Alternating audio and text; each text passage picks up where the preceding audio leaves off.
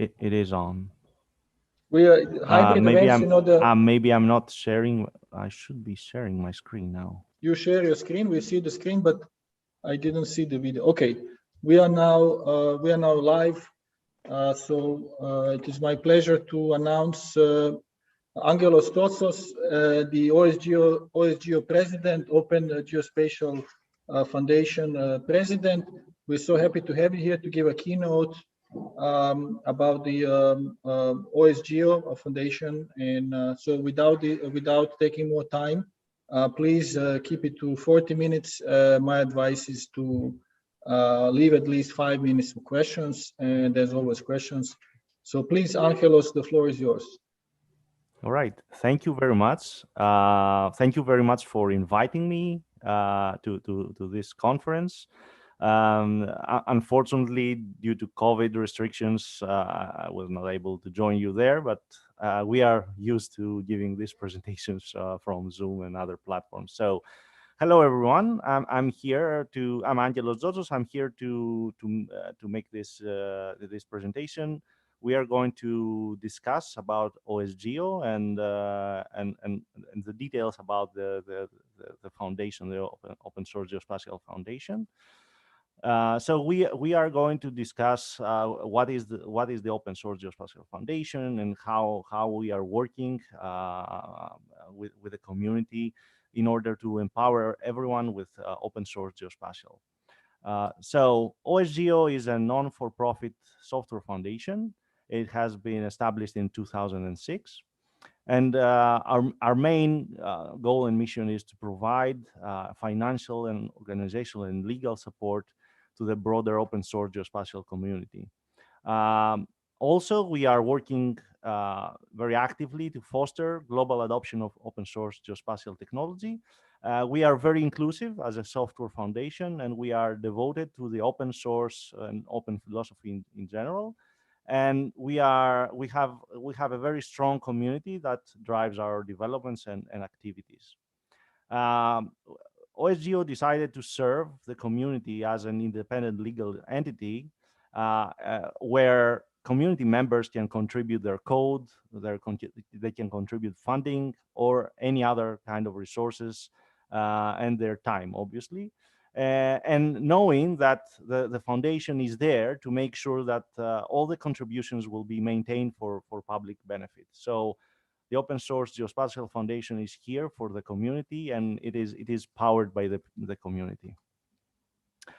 Most of the work the OSGeo Foundation is doing is about outreach and advocacy, and this is very common for an open source foundation. We are obviously not the first and not the last foundation around open source. We are very focused on promotion, so the outreach element is very strong within the community and within the foundation. We are trying to promote open source in any way possible and open geospatial technology. We are working with partners all over the world, and partners may be individuals, companies, other organizations, governments, institutions, universities. And we are always focused on working towards supporting open source, open standards, open data, open education, and open science. I'll talk a bit further about that later. And we are always trying to be a common forum where we share infrastructure and we improve collaboration between projects. So OSGeo was founded by projects, and we keep to remain as a forum where projects can interact and help each other within the community. It's very important to know that OSGeo is a volunteer-driven organization. We are 100% based on volunteer time. We have passionate members all over the world, individuals, and not only individuals, but other organizations who support us. And everybody is working together in a large open source community all around the world. All the foundation projects, all the projects that we have have graduated the projects, the incubation process, are all freely available and usable under any open source initiative certified open source license. So even the projects that are under incubation and the projects now that we have in the community project, in the community program, are all open source, and we make sure that we have some quality measures to define if the project is doing open source properly or not. OSGeo in general was founded back in 2006 with lots of goals, and the mission was there then to promote open source. But during all these years, we are focused on not just on this goal, but we have several goals, and I'm going to discuss a few here. We want to provide resources for foundation projects, which means we want to have our own infrastructure. We are trying to provide even Git repositories or wikis, web pages. We want to support the projects in any way possible.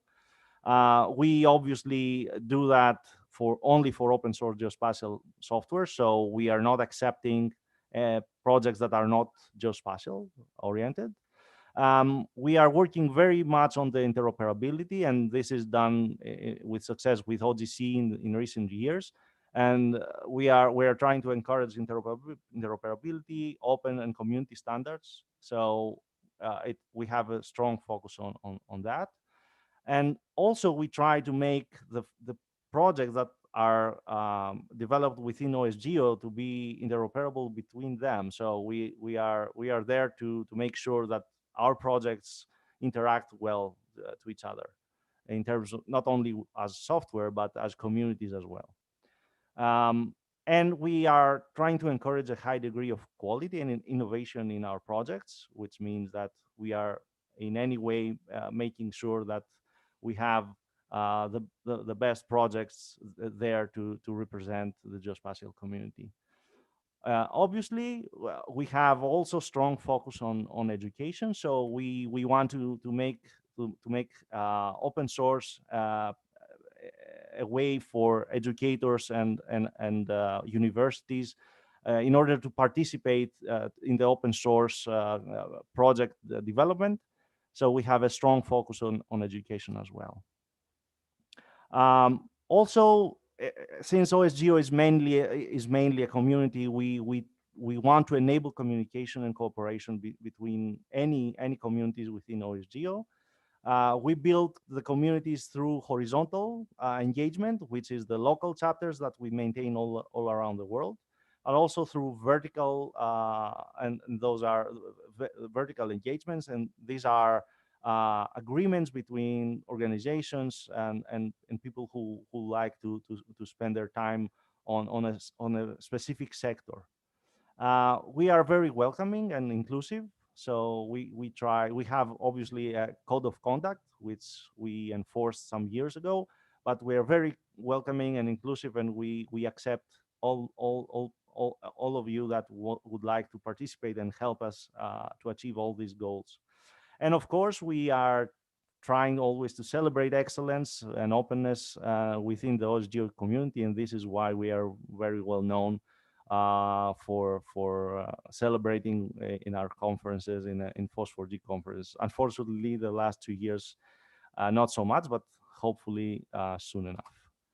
I already mentioned that we have lots of partners and that we are working with partners, and we are not doing that only for open source, which is obvious there, but also we are very active in the open data community. We work with other open data organizations. So recently, we signed an MOU with Humanitarian OpenStreetMap. So we are very active also in the open data, because of course, if you have open source software and you don't have open data, then it's not really usable. As already mentioned, open standards are our main focus as well. We try to avoid lock-in with and work with interoperable software. So we are very strong in participating in standardization and other organizations like ODSE and ISO. Open education is there we have a committee. I'll talk a bit more about it later. and obviously open science, the new open the open science that is about sharing data and software for responsible research. And we are doing all these not only with partnerships, but also by maintaining specific communities within OSGeo about that. We have a long list of sponsors, organizations that are supporting us, and we would like to thank our sponsors for doing that. And they are companies, organizations that contribute money and their time to help the OSGeo community, and also sponsor our events. So if you have if you have the chance, please sponsor an OSGeo event, and you would be welcome here in this page.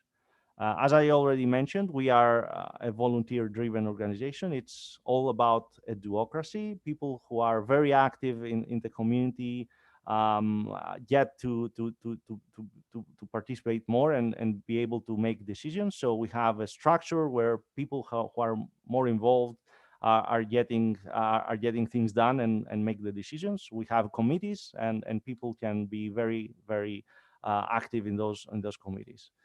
But how is OSGeo membership working?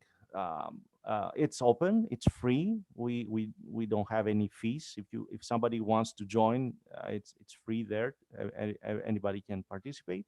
All you have to do is sign up to a mailing list, maybe take part in an event, maybe help out any of the projects, send pull requests if you are a developer, report any bugs that you found in our software, and or in any other form. You can contribute to a web page or to a wiki, or make some translations. Everybody is welcome to participate. We have more than 35 unique subscribers in the mailing list on August 1st. So it's a huge community. It's a huge user base there. People are for many years now are communicating through the mailing lists. We have more than 1,500 members on the web site, and we are electing from those members. We are electing every year our charter members, who are the ones responsible to vote for the board of directors. And currently, we have 487 elected charter members. Those charter members elect a board of directors with a 2-year term. I already mentioned the committees, and this is where the work is happening. We have several committees where people are involved in order to meet the goals of the foundation that I presented previously. So we have the Code of Conduct Committee, the Conference Committee, who is responsible to organize the Phosphor-G conference. We have the Education Committee, which is Geo for All. Incubation, responsible for making projects graduate graduate and receive the quality stamp from OSGeo. Marketing, for doing all the outreach of OSGeo. We have an Open Geoscience Committee, and then we have a committee for every project of OSGeo. So every project, like for example GDAL, GeoServer, MapServer, have their own committee where they work together. And I know that Maria gave a presentation earlier about United Nations. This is a committee within OSGeo as well. There's a responsible committee for that activity. And then we have our system administrators, who are responsible for making everything work on the technology part.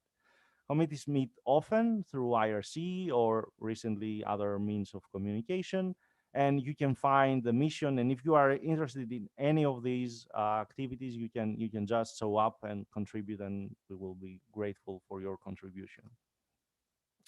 So OSGeo is very proud of the project that it has. It's the projects are the ones who actually made the OSGeo what it is today.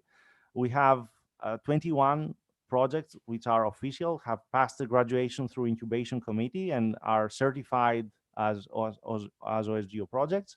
And last year we have a new kind of project, which is a heritage project. We incubated actually one of the oldest projects out there in open source geospatial, the MOSS project, which was there in the beginning. as a tribute to the creators. Apart from that, there are projects that have been in what we call the community program. The community program is like a lower barrier for community projects to become involved in OSGeo. The quality measures are not as strict as in the case of the official graduated projects, but we are let's say incubating those projects in order to make them more sustainable and also to be able to reach graduation stage at some point in the future. The community program started 2 years ago approximately, and we have already 28 community projects in there. um, Very strong new projects, 4 new projects in 2021, and many more are pending. So we would like this year to welcome MobilityDB, Open Data Cube, MDAL, and Prods JNI, who have been introduced in the OSGeo community. So if you go to the osgeo.org webpage, you will be able to find a full list of our projects. These are the graduated projects here. We have classified them in specific domains.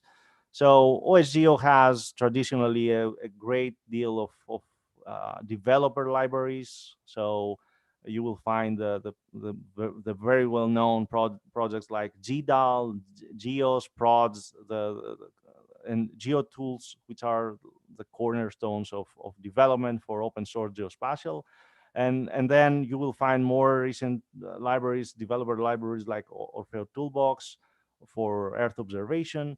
And then you will find also desktop applications like QGIS, GrassGIS, GVSig, Marble, desktop applications that are available for desktop, working with desktop and GIS data.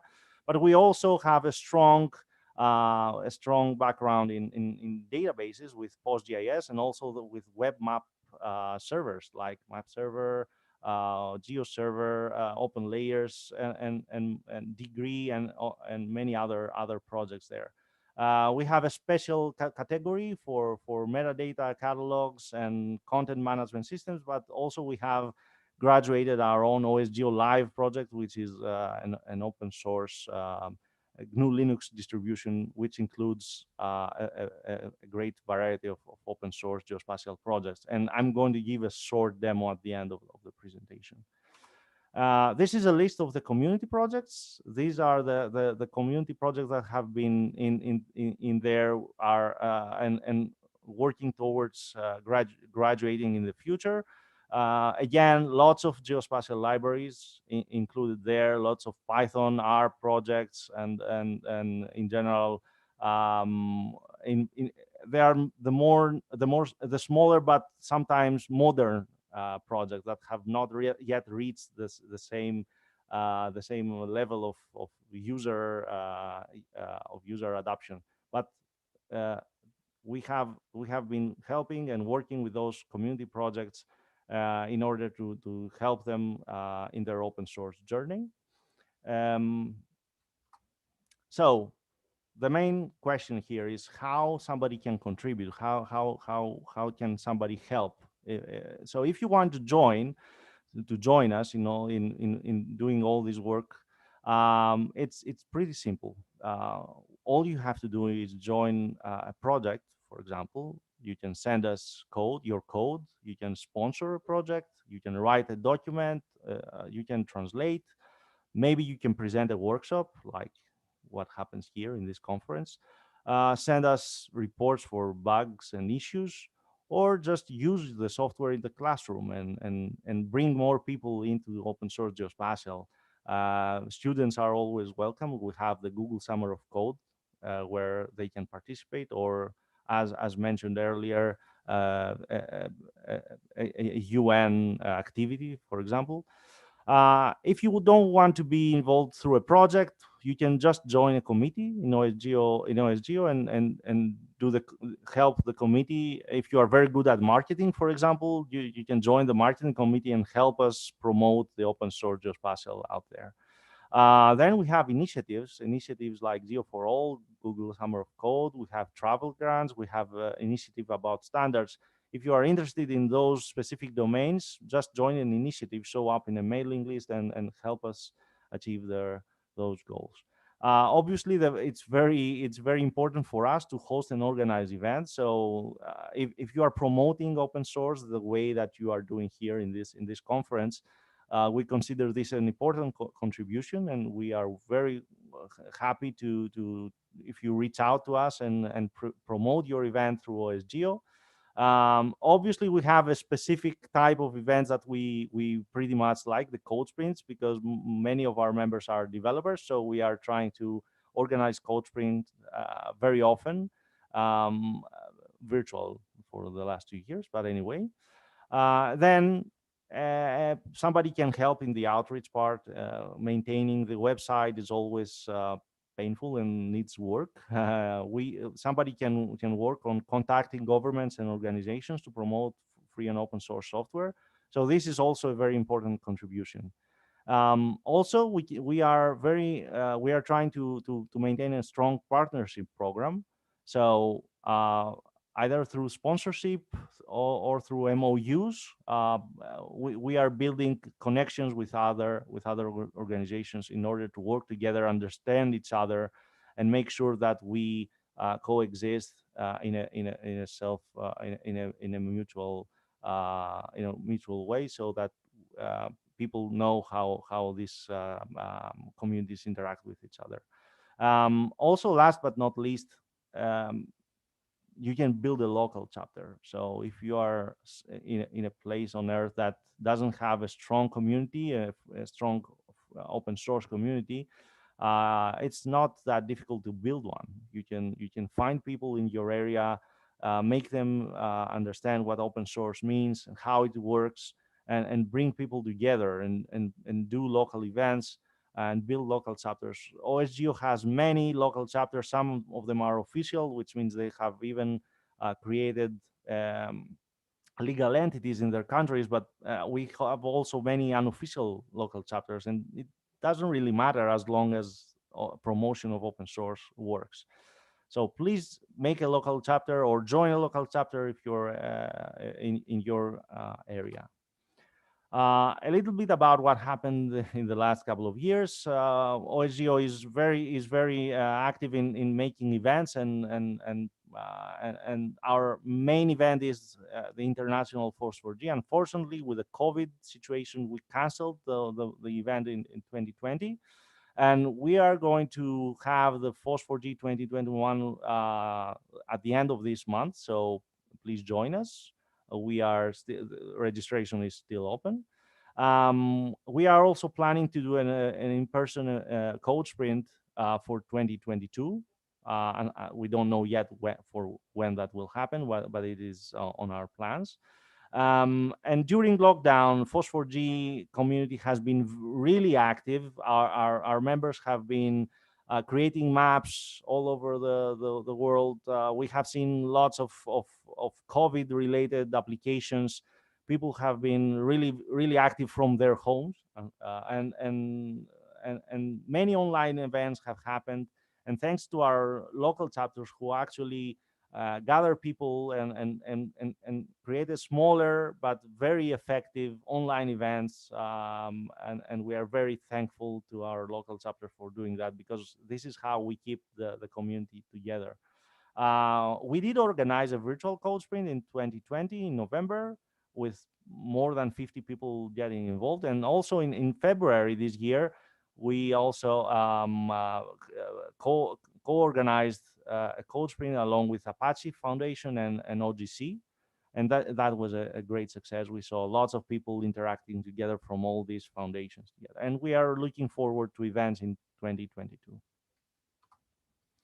I already mentioned about Force4G, but this is the specific slide. If you want to participate, if this year it's going to happen online. So in 27th of September, we have the Force4G in Buenos Aires. It's going to happen online. We already have everything set up. The local organizing committee is there working for the conference. There are tickets that you can buy at any level, professional, individual, or student. And we are going to host more than 30 workshops this year. And obviously, we have sponsorship opportunities for those who want to sponsor. We are going to come together this year, and hopefully next year it's going to happen in Italy in person. So now I'm going to focus a bit on what happens between OSGeo and Earth observation community, since we have heard a lot of presentation in this conference about Earth observation and how this community works. OSGeo has been really strong in Earth observation community because many of our projects are involved in Earth observation in one way or another. We have many OSGeo members that are very active in development of Earth observation systems, algorithms, architectures, um, because we have a lot of members in EU specifically, and many projects are funding, many EU projects are funding OSGeo software directly or indirectly. Um, OSGeo has also collaborated in many cases in the past with Earth observation organizations like NASA and ESA and many others. So we have been really active in the Earth observation community, and we have been also supporting a lot of research activities and in Earth observation and remote sensing, because our core projects are there always to use, and projects like GDAL, GRASS, PRODS, QGIS, or Felt Toolbox, and many more are available, and people have been using them in their research, but and data science, through developing new applications. We also see many open data portals around the world that are now implemented with open standards and open source software. So we know that OSGeo is contributing heavily in this aspect of open data and open science. We have lots of Earth observation scientists that are already charter members. I'm one of them, actually. And we have also modern Earth observation open source projects that are joining OSGeo recently. So if you look at the list of projects that I already mentioned, you see I have some examples here where open source Earth observation related projects have been joining and are thriving under the OSGeo umbrella. Obviously, Earth observation now is moving to the cloud, and well, we have to remember that cloud is not something fuzzy. We know that cloud is open source underneath. Linux is there, and many open source projects are powering the cloud. So we have to just take a minute every time that we are talking about the cloud and realize how important open source is to the cloud. And that means that we have to make sure to sustain open source in order to have cloud solutions available to us. Um, so this is just a reminder. We are now moving Earth observation to the cloud. We are developing new applications and architecture. We are bringing the algorithms to the data nowadays, and we are working towards new architectures. But open source is there, and we have to make sure that it's well maintained and be able to prosper in the new era of Earth observation systems. Let's now move a bit to the open data science and discuss about the relationship between OSGeo and open data science. And just so that everybody knows, we have a specific committee about open geospatial data, and we need volunteers. So if you are interested in promoting open data and open geospatial data, please join our communities and make sure that we have a strong community in OSGeo about the open data. Also, we have the Open Geoscience Committee, and open science has been a new, relatively new domain. We are trying to support our scientists to achieve recognition of scientific achievements by publishing their software along with their papers and their data. So this has been a strong society and already a common practice within OSGeo. And OSGeo can provide guidance on how to best to do this best practice and how this can be established for in scientific activities. We also need volunteers to step up and help this committee do its work. I think Maria has already discussed about Geo for All, since she's heavily involved in this. Geo for All is an open source, is our OSGeo Committee for Education. It's working very closely with organizations around the world and making geospatial education accessible to everybody. It's done in the belief that knowledge is a public good, so it has to be in education in any case. Also, we have seen in the last years a very strong presence of some communities within OSGeo, and especially for open data science. We have seen Python and R languages that are really strong in development of open data science. And this is the good news is that both those communities are really active within OSGeo. So we have a really healthy and active GeoPython community, and also in the R spatial community, who are actually now trying to make it as a community project in general. So those two communities really strong within OSGeo, and we are welcoming all these developers to join us and help us bring more data science applications.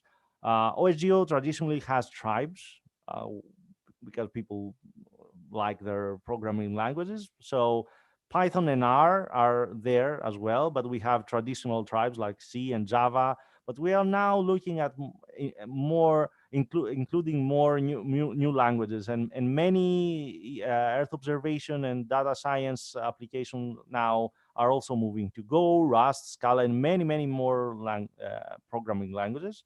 But we are very inclusive, and we see communities forming within OSGeo about those languages. Um, Also, we just want to say a few notes about how we have been working with Jupyter Notebooks for a long time, and how our libraries are there empowering applications early. We included Jupyter Notebooks in OSGeo Live since 2016. Well, it was not under that name, but it was IPython at that time. And we are also adopting state-of-the-art open source technologies like Docker and Kubernetes. So our projects are really focused on innovation and working with new technologies, always in the open, out there. Just a last note about this, and we have recently found out that OSGeo Live is available through DIAS in EU. So ESA is working with OSGeo Live, and it's available if you have a DIAS account. Maybe you will be able to use OSGeo Live as a platform.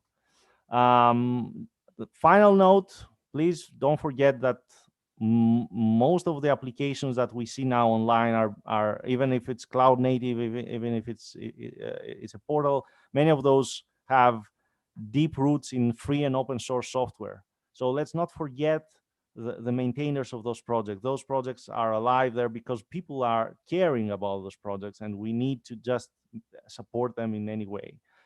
So we need your help to support those maintainers here. So I don't have, I have 2 minutes. Maybe I don't have enough time to give the demo, but if you are interested to see how this software works, we have the OSGeo Live distribution, where you can download from live.osgeo.org. You can download the DVD or the ISO, and you can give it a try. We recently released the version 14 of OSGeo Live, and you can find all the OSGeo projects in there, the community projects as well as many other open source selection of open source tools for Earth observation, for open data science, and so on. So please download and use, and let us know how it works for you. Thank you very much for giving me the chance to do this presentation, and please, if you have any questions, I will be happy to answer. Okay.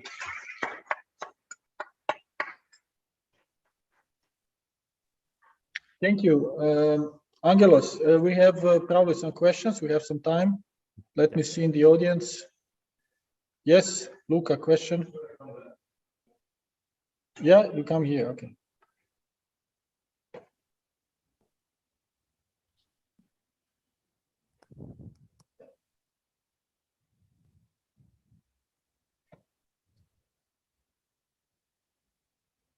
Hi, Angelos. Thank you very much for the talk. Hello. One question. You mentioned the Go language as one of the ones that's releasing its roots into the geospatial ecosystem. In what way? I mean, I don't know of it other than the obvious case of Docker. So yeah, Go language. There's a Go spatial community. If you Google it, there's a Go spatial community, and I know the founders are OSGeo members, charter members. Some of them have been active in the committees. Go spatial is a strong community, and there are new projects there. So I have seen implementation of something like the Prods library for Go. For transformations between spatial reference systems. There are vector tile implementations in Go, serving ODSE API features. I have seen lots of work in vector tiles in Go. So Go is really active. It's catching up. It's not at the same level like C and Java yet in terms of projects, but it's really strong. And if you are interested in Go, you will probably find lots of projects there that are exciting. Okay, that's great news. Thanks. You're welcome. Okay, Angelos, a question from me. I'm not going to mention a name, but maybe you will be able to recognize. But some companies, they make software, they call it open source, but it can be only used under one core, one thread. Mm-hmm. And a bit suspicious, right? I mean, is that open source? Where does the open source stops and basically free marketing starts? Yeah, this is an ongoing discussion from the early 80s. So of course, as an open source foundation, we do accept the definition of free software and open source in the terms of open source certified licenses. So whatever is compliant with those licenses, we consider it open source. But the reality is that if you want to make open source, it's not about releasing the source code of one component of your system. We make a great effort in OSGeo to identify the projects that are actually standalone and that they can work by themselves without any restrictions to the users. And we are also asking projects that try to join us to make sure that they understand what open source is. So yeah, we are suspicious that maybe somebody will try to show themselves as open source, but it might not work as a standalone. So we are making sure through the incubation process, but also through the community program, that we have pure open source software that is under the umbrella of OSGeo. Yeah, I know market has adopted open source software, and this is not the same as it was in the 80s and the 90s. Now we are becoming more mainstream, and that means that companies and organizations are also trying to make a market, and this is how open source works. It's also a market paradigm. But yeah, we have to be careful. We have to obviously accept contributions from everybody, and we see lots of big names in the air in geospatial that are sponsoring open source projects and OSGeo projects, and we are very thankful for that. But we are trying to make it sure that we have those contributions done in a proper open source way.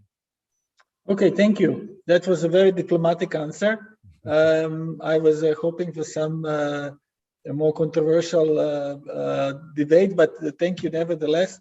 Thank you so much for connecting and for giving this talk, and good luck with your events. We hope to see you on one of the Phosphor-G, and also hopefully maybe even from next year in person. If not, then virtually. So thank you so much. Thank you very much. We will now pass to the next presenter. Thank you. Goodbye.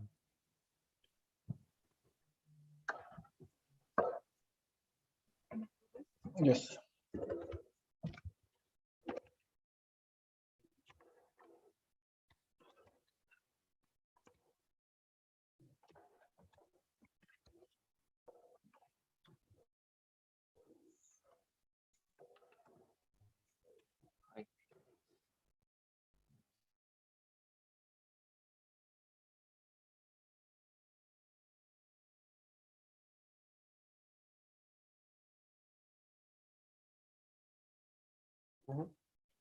Is it on? Really?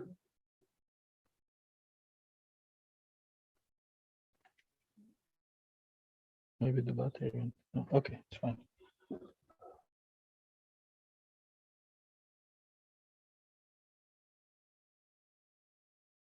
And he's been contributing to the project and working on the air quality PM data, space-time modeling. So very excited to have him here. He recently published a paper on the topic.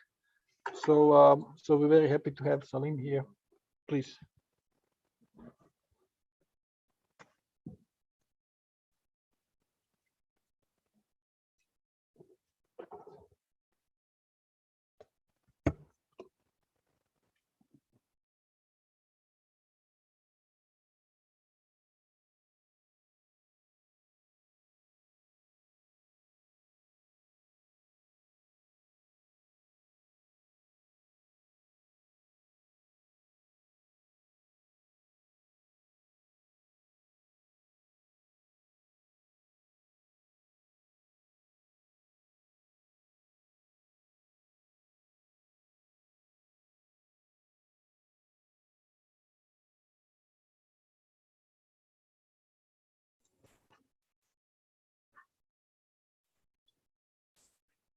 Okay, you can do it. Everything is fine.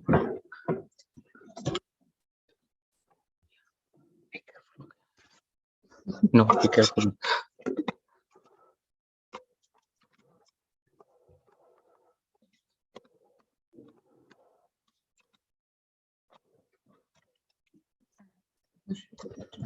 Thank you.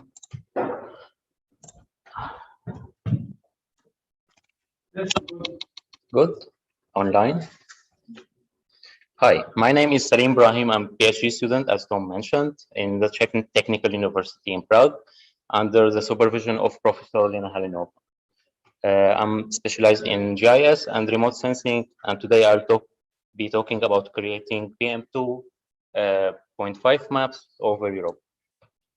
I will share the methodology, the ideas, the obstacles that we had, and we will see. So what is PM2.5? It's particulate matter with diameter of 2 or less than 2.5 microns, and it's mixed between solid and liquid particle. It's since it's really small, it can reach our blood circulation. It can travel deeply to the respiratory system, causing asthma attack, lung cancer, cardiovascular diseases. So it's really, really dangerous to our health. As you can see, it's compared with a human hair. It's so small, and we can see the air quality index for it. So under 12, it's fine. From 12 to 34, to 35 is moderate, and it's become more dangerous after that. How is it measured? Traditionally, it's measured by ground stations. So it provides good and accurate observation for these particles. But the problem with this ground station is the spatial coverage. So we can't count only on the ground stations, since it's like highly cost to establish the stations and to maintain these stations, and it's not possible to do it in all places. It's not accessible all the time. So many approaches have been developed to estimate PM 2.5. Some basic interpolation methods like inverse distance weighting, some more sophisticated methods like rigging, spline, and in the last few years, the satellite-based PM2, yeah, the satellite-based PM 2.5 exposure assessment like aerosol optical depth, AOD, is used to predict PM 2.5. Aerosol optical depth is defined as the measure of the columnar atmospheric aerosol content. But it's not enough to count only on AOD to predict PM 2.5, since the relationship is not like simple linear relationship. That's why we tend to include more data and to make the correlation more powerful between AOD and PM 2.5. So I'll share with you the data. The open source data we used, we get the ground-based PM 2.5 measurements from OpenAQ. It's an organization that collects this data from a governmental and research institution, and it provided to the users so they can do their research and study air quality. AOD, we will get AOD from MODIS. MODIS is providing daily observation for AOD since 1999 by the Aqua satellite and 2002 by the Terra satellite.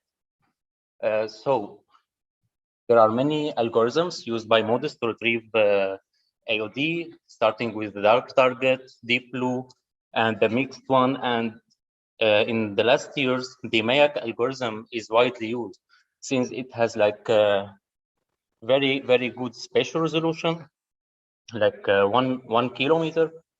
And in our study, we counted on this algorithm. Other kind of data like NDVI, meteorological data like wind speed, relative humidity, surface temperature, a lot of meteorological data and land cover data from Copernicus, elevations from JAXA, and night lights, red lengths. So we have all this data with different spatial resolutions, with different projections, and we want to have all this data in our machine learning models. So how to do it?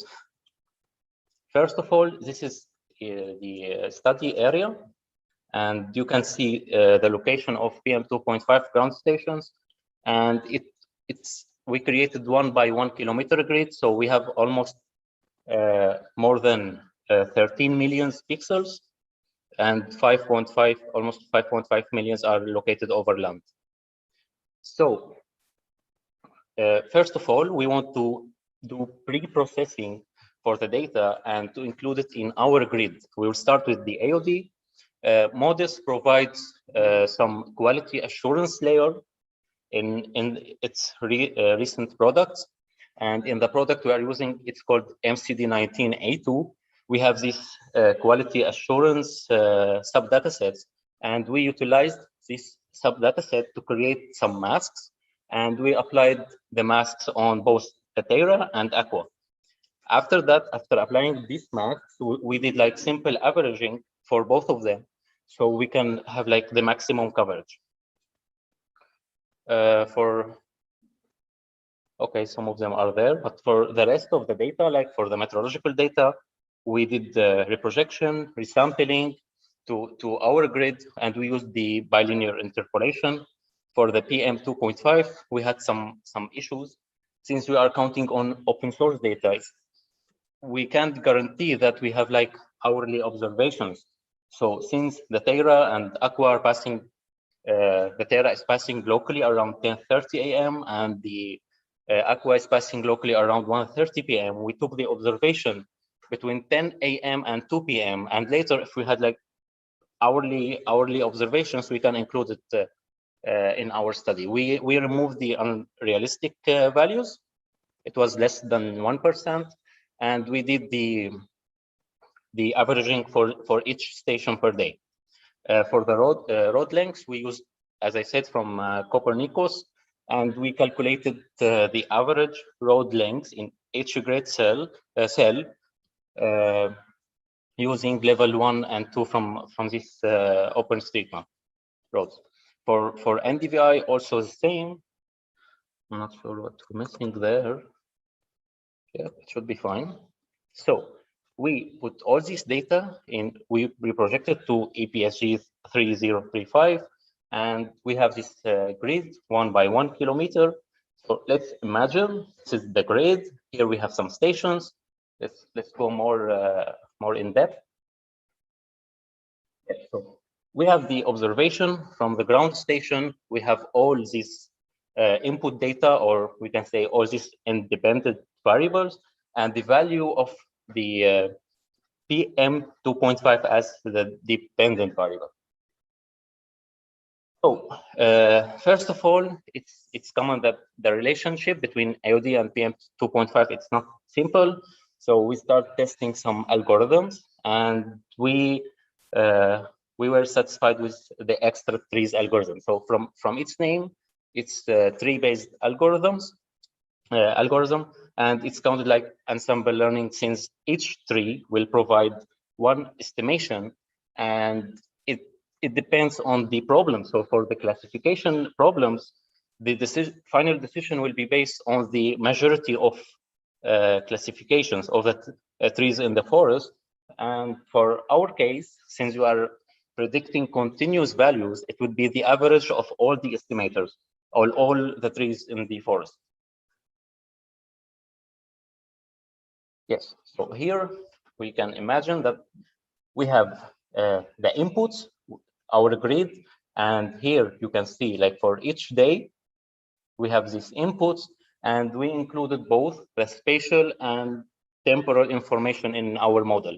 Like, most of the studies include the longitude and latitude as a spatial information. In our case, we use the great circle distance on the sphere, and using the hover sign approach. So we included the spatial information for each grid cell, depending on one reference point. For the temporal information, we used the Julian day to calculate the radiant time. So we want the models to understand that the last day of the year is actually closer than the first day, so it can deal much better with the seasonal cycle. Is it clear? Okay. So here we can see the methodology. How is it? We have data. We want to split the data for training, for testing, and usually many techniques are used to have the best models that can describe the relationship and do the best estimations. So first of all, we can do the tuning for our hyperparameters. So for each model, we have these parameters inside of it, like number of estimators, number of trees, max depths. It depends on the algorithm. And in our case, like, when you want to start to train the model, you don't know where to start. You don't know, like, there are some techniques to tell you how to tune these hyperparameters. Like, for example, the scikit-learn provide the grid search, where you put some inputs and it tests each group of the inputs. It depends on how much powerful hardware you have. It depends on the server. Sometimes it depends on the people who's sharing the servers are going to kill you or not. And like, there are other techniques like randomized grid search is a little bit less expensive, if we want to say. And also we can do some tests to see, like, approximately what we can start with. So in this case, like, I'm showing here the number of trees, number of estimators, the accuracy of 5 cross validations, and we see like 50 to 100, it starts raising, and until it reach like between 400 to 500, we can see the number is fine. We can start from this range. Other tests we did, like to explore the max feature, and it is the features that are randomly chosen in each node. So we see like at maybe 13, it's starting to be horizontal. So we can know it would be from 12 to maybe 15. And some tests like this, we can put it in our grid search or randomized cross validation search, and we can continue with our validation. So there are many techniques for the validation. The well-known k-fold cross validation. When you split the data for k-folds, you keep one with you. You train on k-1, and you validate it on the last on the one that you kept. In this case, leave one station out cross validation is widely used also because you want to see how the model is going to when the model wants to predict some values in a new location, how it's gonna be, is good or it's not. So you keep one station, and you train the model on all available data from the rest of the stations. You did the validation on that station, and you do it for the whole stations. As I said, it could be sometimes a little bit like highly cost tests, but like when you know where to start, you can maximize these costs, minimize these costs. Yeah, at the end, after we know like these parameters are fine, we want to test the model on unseen data, and this is the data we kept at the beginning when we split the original data. So we have did our test, and we tested the model on the test set, and we can say that our model was able to predict with this accuracy. At the end, after we train the model, we know the accuracy that we got. We want to train on all the available data with the hypered parameters that we got, and we want to estimate new values for each pixel of our grid. And that's what we got in the first pre-beta version of PM 2.5. The thing is, MODIS satellites have showed that 65 or 67% of the Earth's surface is covered by cloud every day. So we had a lot of gaps in our data, and it didn't make sense for us to produce this daily map. So we aggregated the maps, and we calculated the monthly maps, monthly average, but it's not our main goal, because when we started, we said we want to produce daily maps with 1 kilometer resolution for Europe. And here we had the idea why we don't feel the MODIS data, since it's like the main predictor or the most important feature of the input data. So we looked for some other resources for AOD, and we found that Copernicus Atmosphere Monitoring Service provides modeled AOD with low spatial resolution around 80 kilometers, but it provided with high temporal resolution, like every 3 hours. And since we are using MODIS and it's passing between, I said, 1030 to 130, we used CAMS modeled AOD at 3 times, at 9, at 12, and at 3, and we included the spatial and temporal information also, and the elevation of the points. So here we had some issue also, because we are training a model for each year, and we found that for each year we have like between 400 millions to 500 millions points, and it doesn't make sense to train on all this data. So we had to find some ways to train our models and to make sure that these models can predict new values in our grid in the best way and take advantage of our data.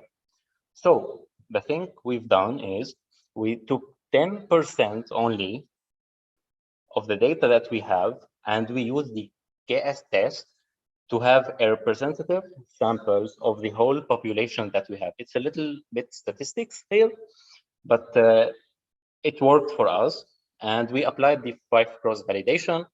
And after that, we tested our models on the rest of the data. So approximately, we trained on 50 million points, and we tested the model on 450 million points, which make it like the results should be like with high confidence when you test on 450 million points. And the good thing is our models reached very high accuracy. They were able to estimate AOD with an accuracy ranging between 92% to 95%, with very low small relative errors for RMSE and MAE. So we can see here the errors of the models. And later we wanted to make sure, because we created a daily AOD maps for Europe with 1 kilometer spatial resolution, and we wanted to make sure that these AOD maps are acting well with other validation methods. So we used the Aeronet stations, which provide the observations of aerosol optical depths, and we found that the output or the generated data set is it has really good accuracy, and it be counted on to do other air quality studies later. So the output was a geo-harmonized atmospheric depth set for our aerosol optical depths for all of Europe. And here I will show you. Yeah, so we utilized our reconstructed data set in okay, we utilized this data set in studying the effect of coronavirus on aerosol optical depths, and we found when you have like full coverage, you can provide more accurate results, more accurate conclusions, because you don't need to deal with the gaps problems anymore. So this data should be publicly available as soon as possible, and it can be the base for multi-studies for aerosol for air quality studies, and it would be for us. So we will continue with our main goal to find PM 2.5 maps, and since we have now full coverage aerosol optical depths, it would be much easier for us. So yep, that's it.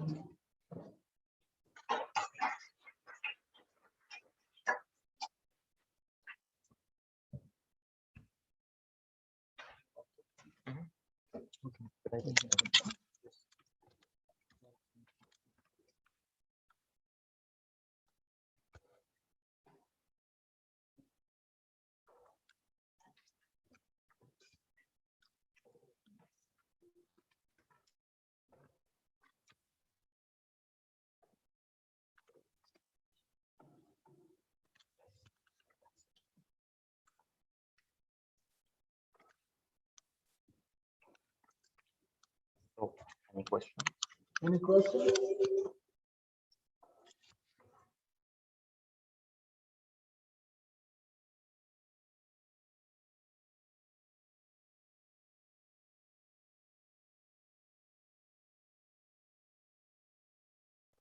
There's one question.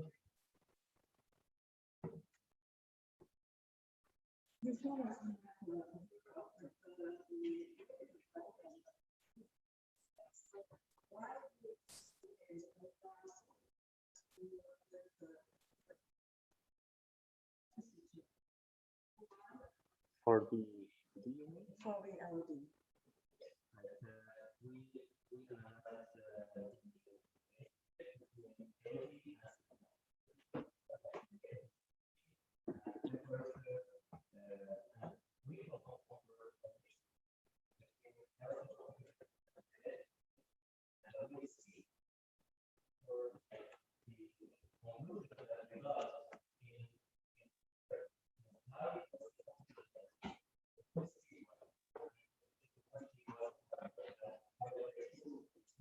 put the video.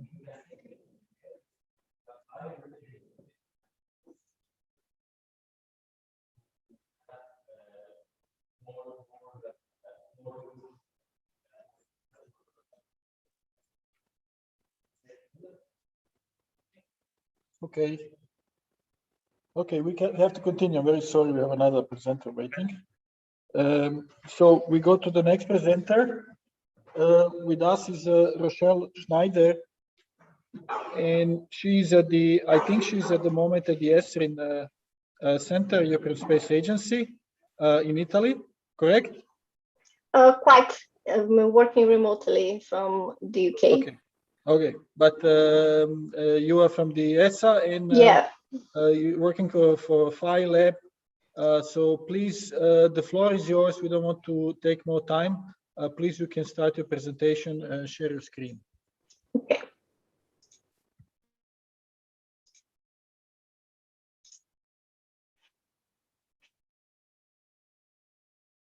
Okay, so hello everyone. Thanks for having me here today, virtually, unfortunately. But a great presentation before my presentation, because it's exactly what I'm going to talk about it. So I'm going to show an example of an application of using Copernicus data, which is the European Union's Earth observation program, and combined with machine learning for public health applications. So as Tom said, I work at the ESA, European Space Agency, more specifically at the Phi Lab, is an innovation center from ESA. And in this specific center, we worked in the combination of AI for you, artificial intelligence for Earth observation solutions, in a variety of topics. And my topic is specifically to link this information with public health applications. So at the moment, we are working with a lot of collaborators, such as the UNICEF, and also using this data to link with health applications in Europe and also in other countries, such as Brazil. So before I actually talk about the application of this data, I'm going to talk a little bit about the data per se, because I think it's a great opportunity to show you how amazing this data is to work in a variety of fields, but also to show you a little bit some pictures and some spatial resolutions of this data for you to better understand what is possible with this data. So basically, Copernicus, they have the land monitoring service that provides you land cover, impervious density, and elevation. And this is a kind of a high resolution that you can use. So as an example, on the right side is the map of London, and the gray features are the buildings in a specific area of London, next to the Hyde Park, is a famous park in London. So there is this overlap of a grid, a blue grid over London that represents 1 kilometer by 1 kilometer. So when I say high resolution is because you can see that this data is available at 100 or at 20 meters, which is quite small compared with what we usually deal with these modeling systems of 1 kilometer. So it's also available meteorological data and air pollution data from the climate change services and also the atmosphere services. And here is an example of two important data sets from that is the ERA5 and ERA5 land. So they provide, as you can see, they provide temperature data, and one is for the whole globe, including the oceans, and the other one is just for land. That's the reason why they have the ERA land name. But also the CAMS data, which is the air pollution. So these products are usually named as a satellite-based products because they have a lot of satellite observations inside of these models. As an example here, you see some examples of ESA and NASA's satellites inside of these models. So here is an example of what is the resolution of this data if you were interested in using it. So the ERA5 is around 2530. That, as you can see from the image on the left, on the right, is London overlapped with a blue grid of 1 kilometer. And then you see on the top in red is this 25. But you also have the 9 kilometers from ERA5 land that is with a higher resolution. And the importance of this data and mostly in my case because of health applications, is because this data is available at air temperature, for example, is available at the different heights of the atmosphere. So my interest here is to extract the surface level, is where we live and where we wanted to explore the human exposure to that specific stressors, in this case of temperature. So the continuous data that they provide, that is by hour, you can measure this. You can take the mean, the monthly average, or minimum, maximum. So that's the importance of this data. And also the atmospheric products in this case is, as the previous colleague talked about it, the total column of aerosol optical depth that is used as well is provided by CAMS. And here is the surface level of air pollution, because as we know, some satellites, they measure directly NO2. They don't measure PM2.5 directly. That's the reason why we use AOD to include in the machine learning models. But these type of models, they provide a surface level. And it's not only NO2 and PM2.5. As you can see, I listed here some examples of which else you can explore with that. And the resolution for this data is 10 kilometers across Europe, but globally, this data is around 40.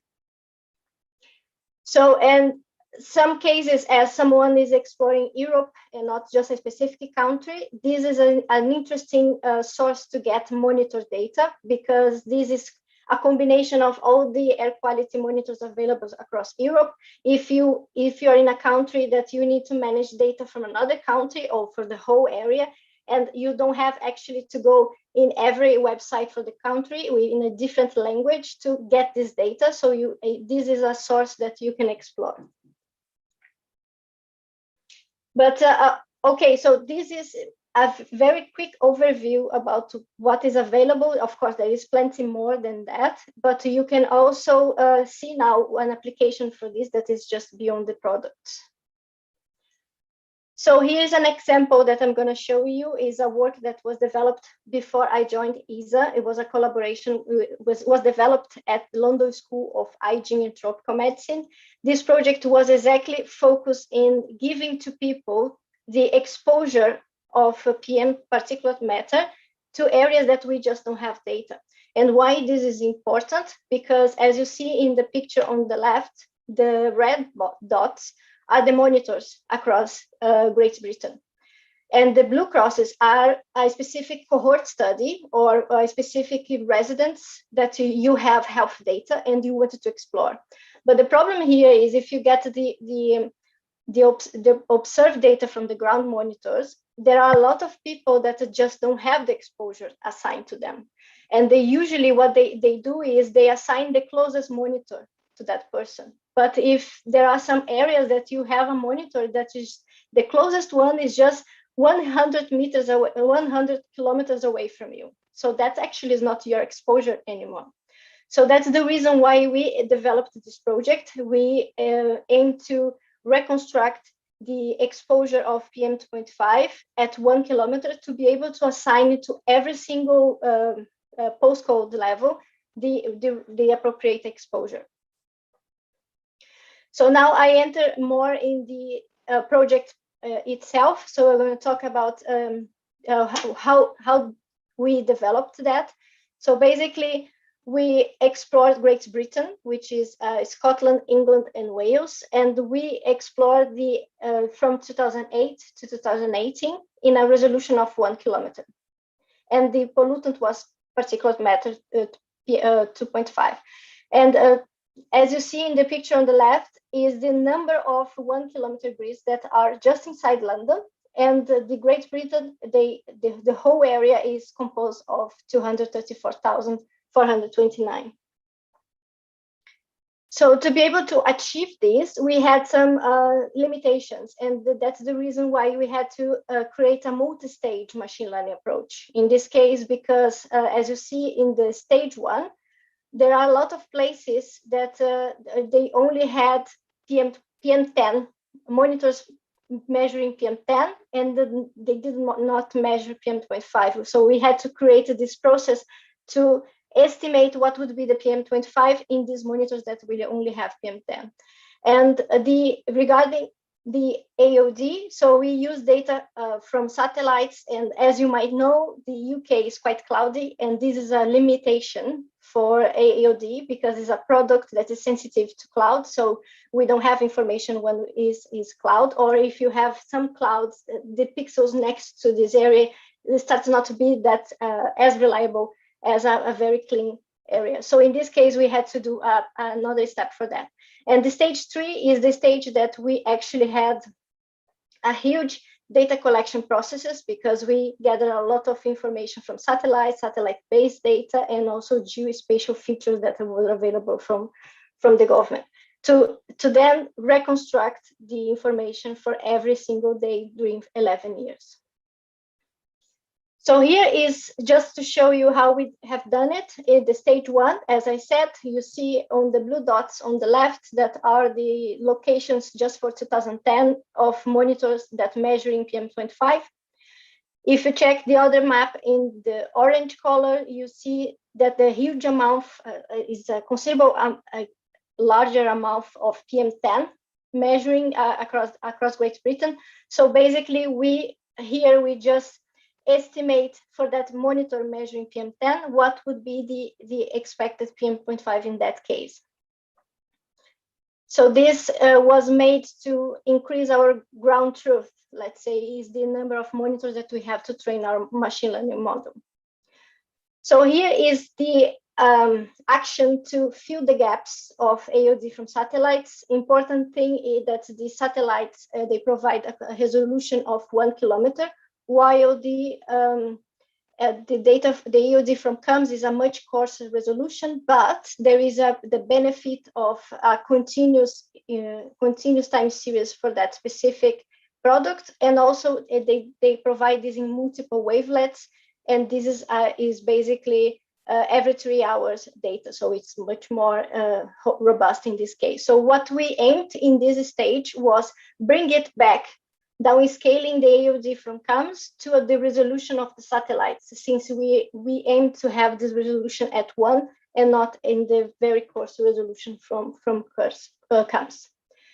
So here is just the combination of everything. As you see that we also use we combine the stage 1, the stage 2, and we use all the data such as the sum of the length of the roads by type, the land cover, the population density, and a variety of data. This is usually the time of the moment of the project that took a lot of time to synchronize all this data in the matrix of 1 by 1 kilometer. So in here you see the results. We use, of course, we did a 10-fold cross-validation in this case, but we removed the entire time series of the monitors to use as a validation to avoid having somehow of representation of that monitor if we just randomly select the monitors for the validation. But we did something else in this case, which is the spatial and temporal R-squared. So we basically validate our models using the normal cross-validation approach, but we, as a public health approach in this case, we had to do something else, because in the epidemiological studies, you can use daily data, but you also can use annual data. So annual number of deaths in that specific place, or the annual number of hospital admissions. So we need to make sure that if we gather the annual from the daily data from our model, the model is still as accurate as the daily. So this is how we express this accuracy by the spatial and temporal cross-validation in this case. So as you can see in the beginning, since we didn't have much data available for that specific years, we didn't have so strong performance in that specific early stages. And just to finalize and to provide you the idea how we combine the AI for you for health applications and also policy implementation, here is an example of our next step. Based on this data set of 11 years of daily information for PM2.5, we indeed detected a reduction of PM2.5 across the years to respect the policy implementations set up by European Commission. So what we are interested here is to see this reduction, if it's actually detected by our models, and also link this information with the guidelines from the European Commission and from the Road Health Organization that set up a limit for each area, for the European area, in that case for the European Commission. And what we wanted to do here is also estimate the excess deaths caused by this overstep in the limit. So in this case, for example, we wanted to analyze across the whole Great Britain the areas where the PM2.5 was above 25 micrograms per cubic meter, where was above 10, which is the World Health Organization that has a strict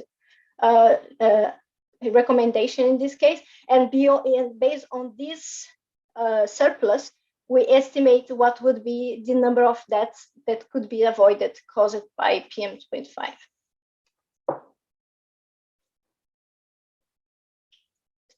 So, thank you. Thank you, Rochelle. This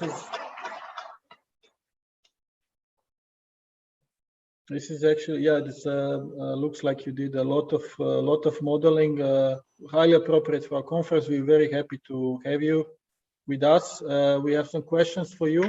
I will start. This stage one you did in this example. You had a stage 1 and stage 2, and stage 1 is just to basically do data imputing. Yes. So there are techniques, you could do it without the stage 1. You could just go directly to modeling. So, like one way will be to consider that the value is just the PM. Just the PM are the values, and then where you have the points of 2.5 or 10, that you add a one extra covariate, which is the size of particles, and then you model it once.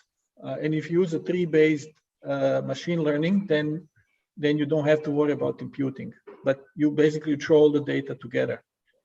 Have you looked at something like that? Maybe have you considered doing something like that? No, not at the moment. What we considered was including another interesting variables available, for example, PM2.5 from CUMS at surface level as a predictor in this case, but not including, let's say, this, you're saying to include in this case a model that provides two outcomes. Yes, that you say, I want to predict 2.5 or 10, but it's a single model. So you have all the values at once. And the other thing I want to ask you, you show the R square per year. Does it mean that you fit a separate model every year, or? Yes, we have a random forest algorithm trained for every year in this case. We didn't consider all of them together. So while like in our training sessions, we would do like a climate data, but for whole space-time cube, you fit a one model, and then you take the whole time series data. So maybe something could be also interesting to you. But the data becomes much bigger; it's more computational. But yeah, definitely is one of the limitations. If you run the entire set, you need to have a supercomputer in this case. So in that time, we set up by year rather than the whole data set. But it's a super interesting work, and it's a reality of data science, the gaps, the differences in resolution, the gaps in measurements. So it's a really something we experience, so we recognize each other. Are there any questions from the audience, maybe? No, I think they need a coffee break. We're going to stop for coffee break. Thank you so much. Thank you so much for connecting and for your talk. Please stay with us. There's 2 more days. There will be also talks on climate modeling, I think, on Friday. So please join us. Thank you. Sure. Bye, thank you. Bye.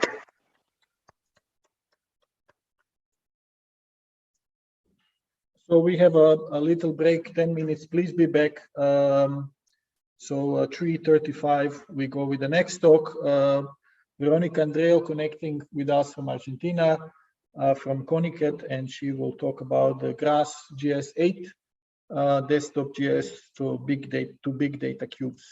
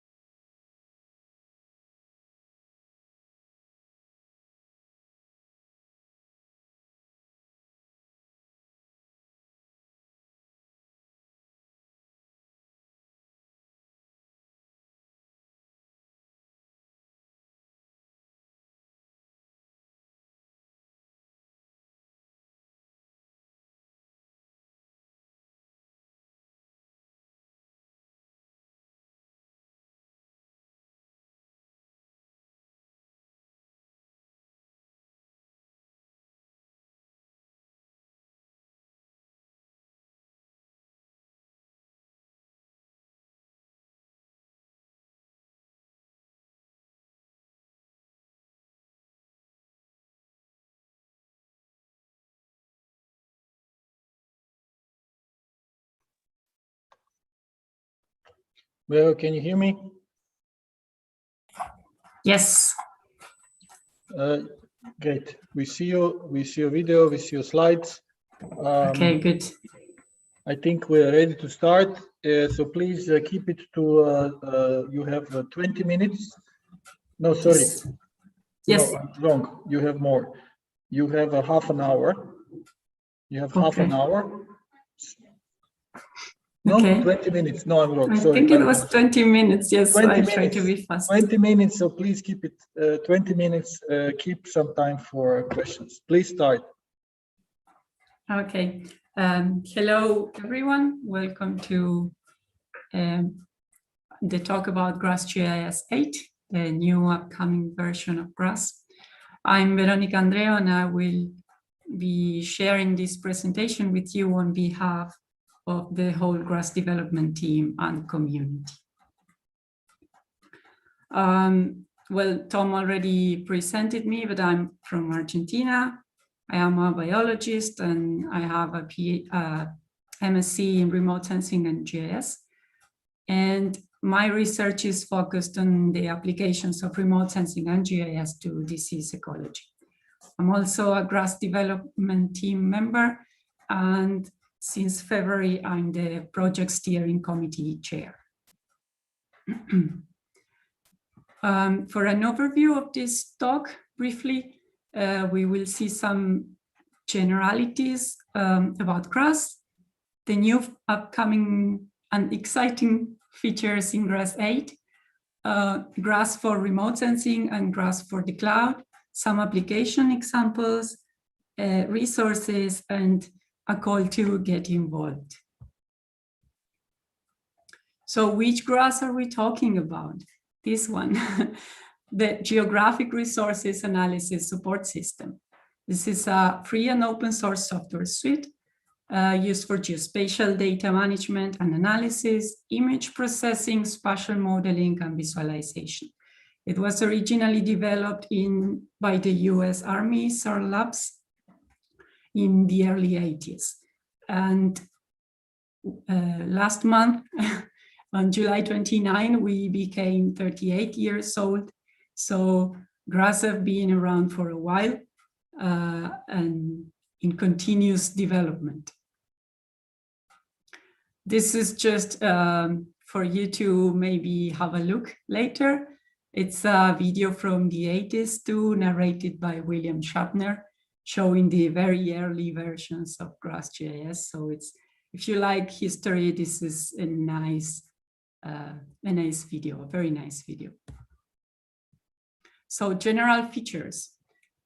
Grass is free and open source software, meaning you can use, modify, improve, and share.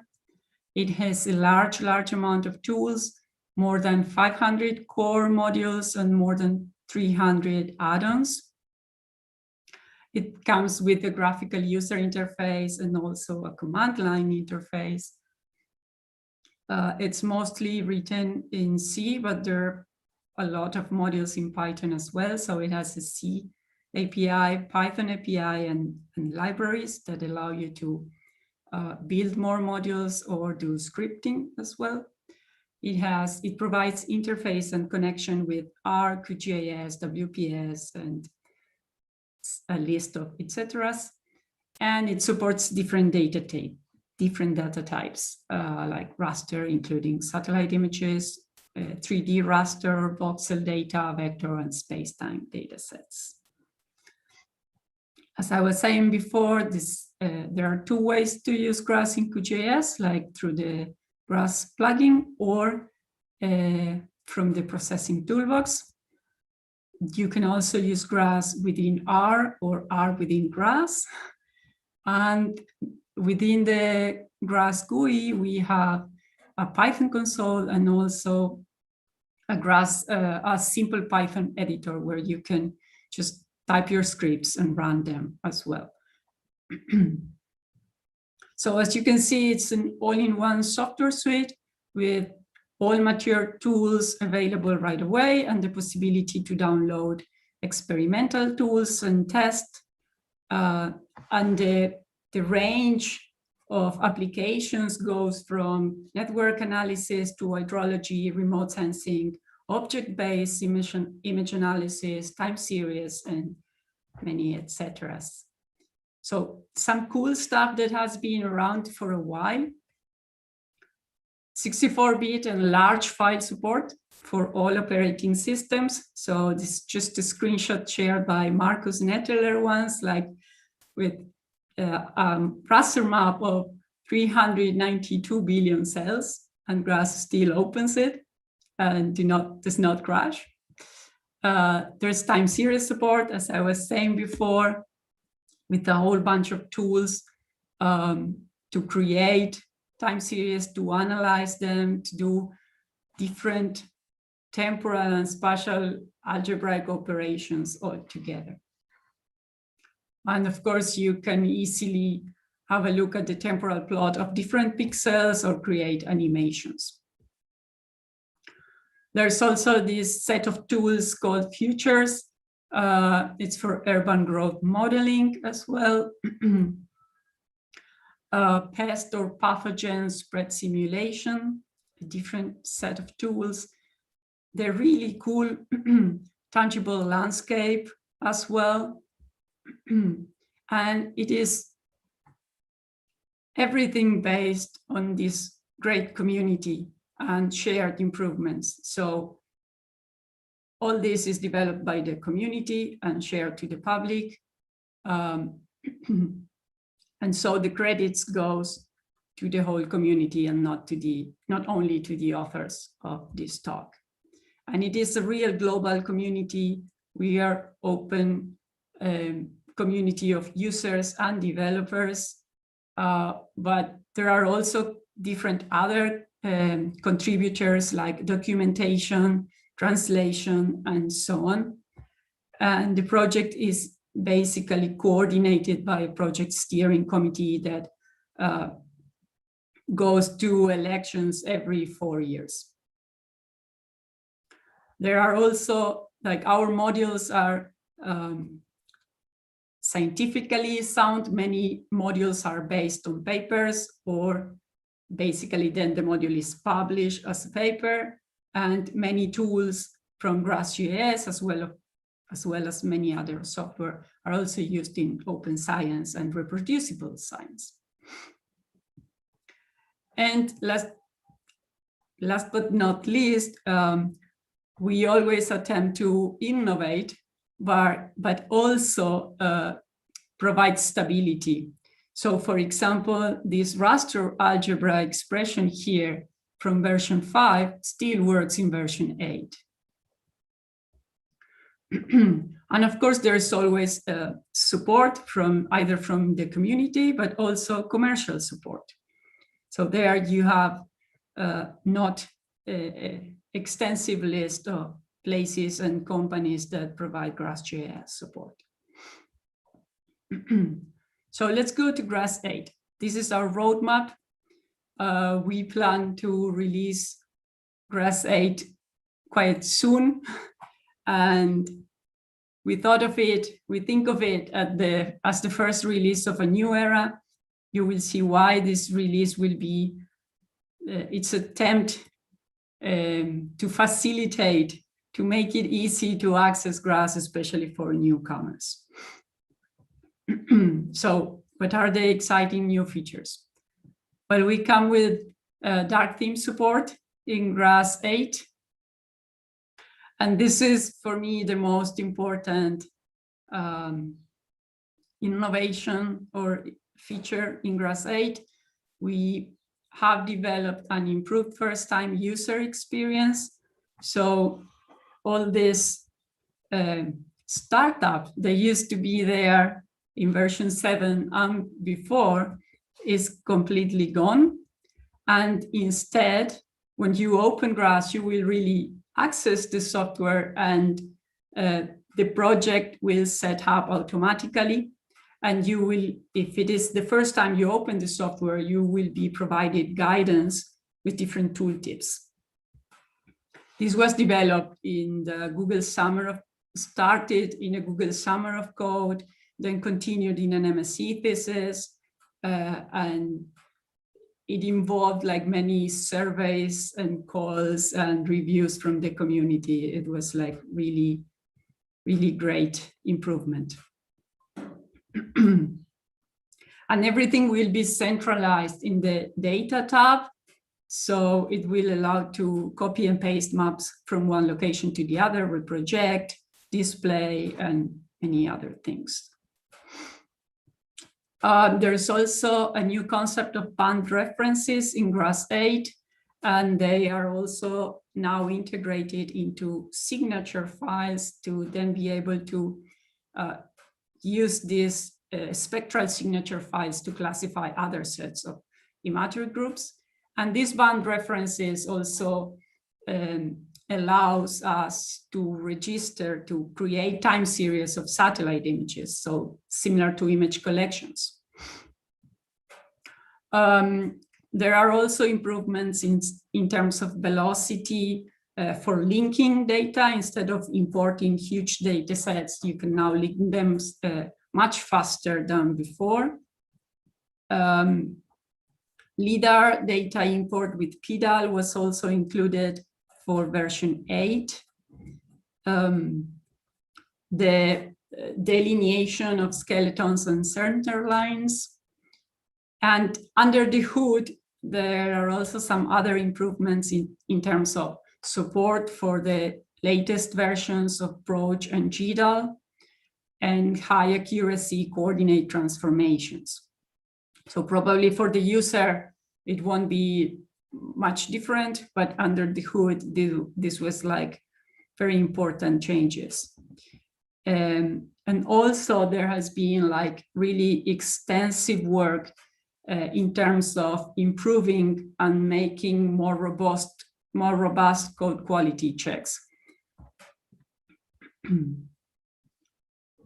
Now this year we have had 3 students for the Google Summer of Code. One of them, Aaron, implemented OpenMP parallelization of different 8 so far raster modules. And he also included a benchmark library. This will be included in GRASS in version 8.2. Linda continued working in the GUI, and there will be the possibility to switch between multiple and single window GUI starting in GRASS 8.2 with dockable panels that you will be able to shift whatever or close wherever you want. And there was also Caitlin, the third student, that was working on the integration of GrassJS and Jupyter notebooks. So there is a new Python library that simplifies the launch of Grass in Jupyter and allows for interactive display of raster and vector data. And of course, as with every release, there are many new add-ons that are contributed by the community. Some examples are this G.Proc picker that allows to query projections spatially and interactively. Some metrological improvements and modules, the Gabor filter for image segmentation, modules for ecological applications like the R suitability regions, modules for the symmetric mapping based on random forest, and modules for survey. Also, there are a couple of new modules that will allow to import directly from netcdf files from like a bunch of Sentinel images, for example, from different sources, especially from the Norwegian government. Now, since ever, I would say, or at least since I know Grass loves remote sensing. So we have more than 100 modules dedicated only to imagery analysis. There are around 50 core modules for image analysis and around 60 or so module add-on modules. Among those, we can count, for example, the modules for object-based image analysis. So with these modules, you can perform the whole chain for object-based image analysis. It's really cool modules. And of course, there are specific modules to access, filter, download, and import a lot of different satellite data as well, like MODIS, Sentinel, Landsat, other data from USGS, DEM, and so on. So let's see, for example, the set of tools for Sentinel data. So they allow, as I said before, the access and download, then the import, the pre-processing, and analysis. So for access and downloading, we have iSentinel coverage and iSentinel download that allows to download from different sources like ESA, Copernicus Hub, the USGS, or the Google Cloud storage. And you basically filter by date, by clouds, and by product type. You can list the products and then select which one you want to download, or just download them all, either locally or in a system in the cloud, right? Then for import, there's the iSentinel import that allows to filter by bands. For example, if you don't want to import every band, you can also import metadata, band references, cloud masks, and so on. And the tSentinel import, that is kind of a wrapper for iSentinel import and directly creates a time series within GRASS. And then there is also a module to import Sentinel-1 data. So this is what I was saying before, just how tSentinel import works and directly creates a time series. It's pretty fast. So for pre-processing, there are also a bunch of modules. We have masking of clouds and cloud shadows, atmospheric correction, either with the S6 or 6S algorithm. I never remember the order, and also with Send2Core. And then there is a module to produce temporal aggregations as well. So it identifies the clouds and then creates a cloud-free mosaic, and also to remove speckle from SAR images. So this is the result of iSentinel mask, for example, and the result of applying T-Rust mosaic to different Sentinel scenes with clouds.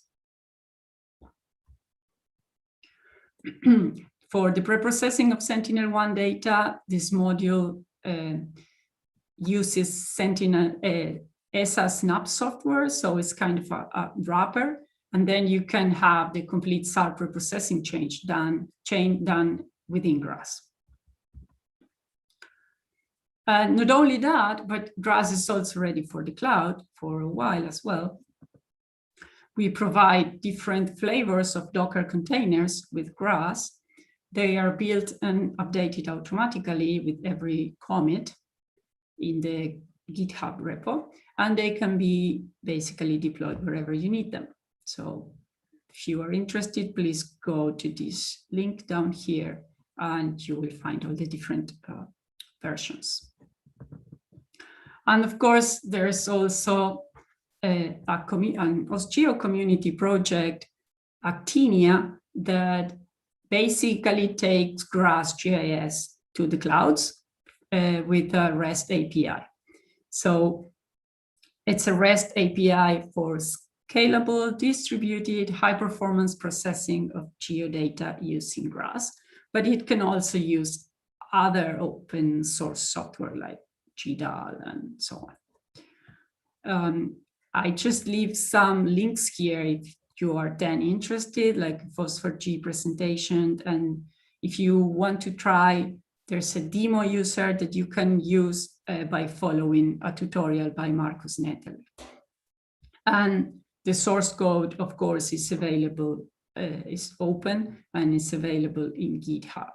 So this is just a screenshot because you can also control actinium from a GRASS session. And for us used to use just the GRASS terminal, this is really cool because you can convert your scripts, your GRASS scripts using a flag only in GRASS, like --JSON, and it will be converted and sent to the REST API. So it's really cool.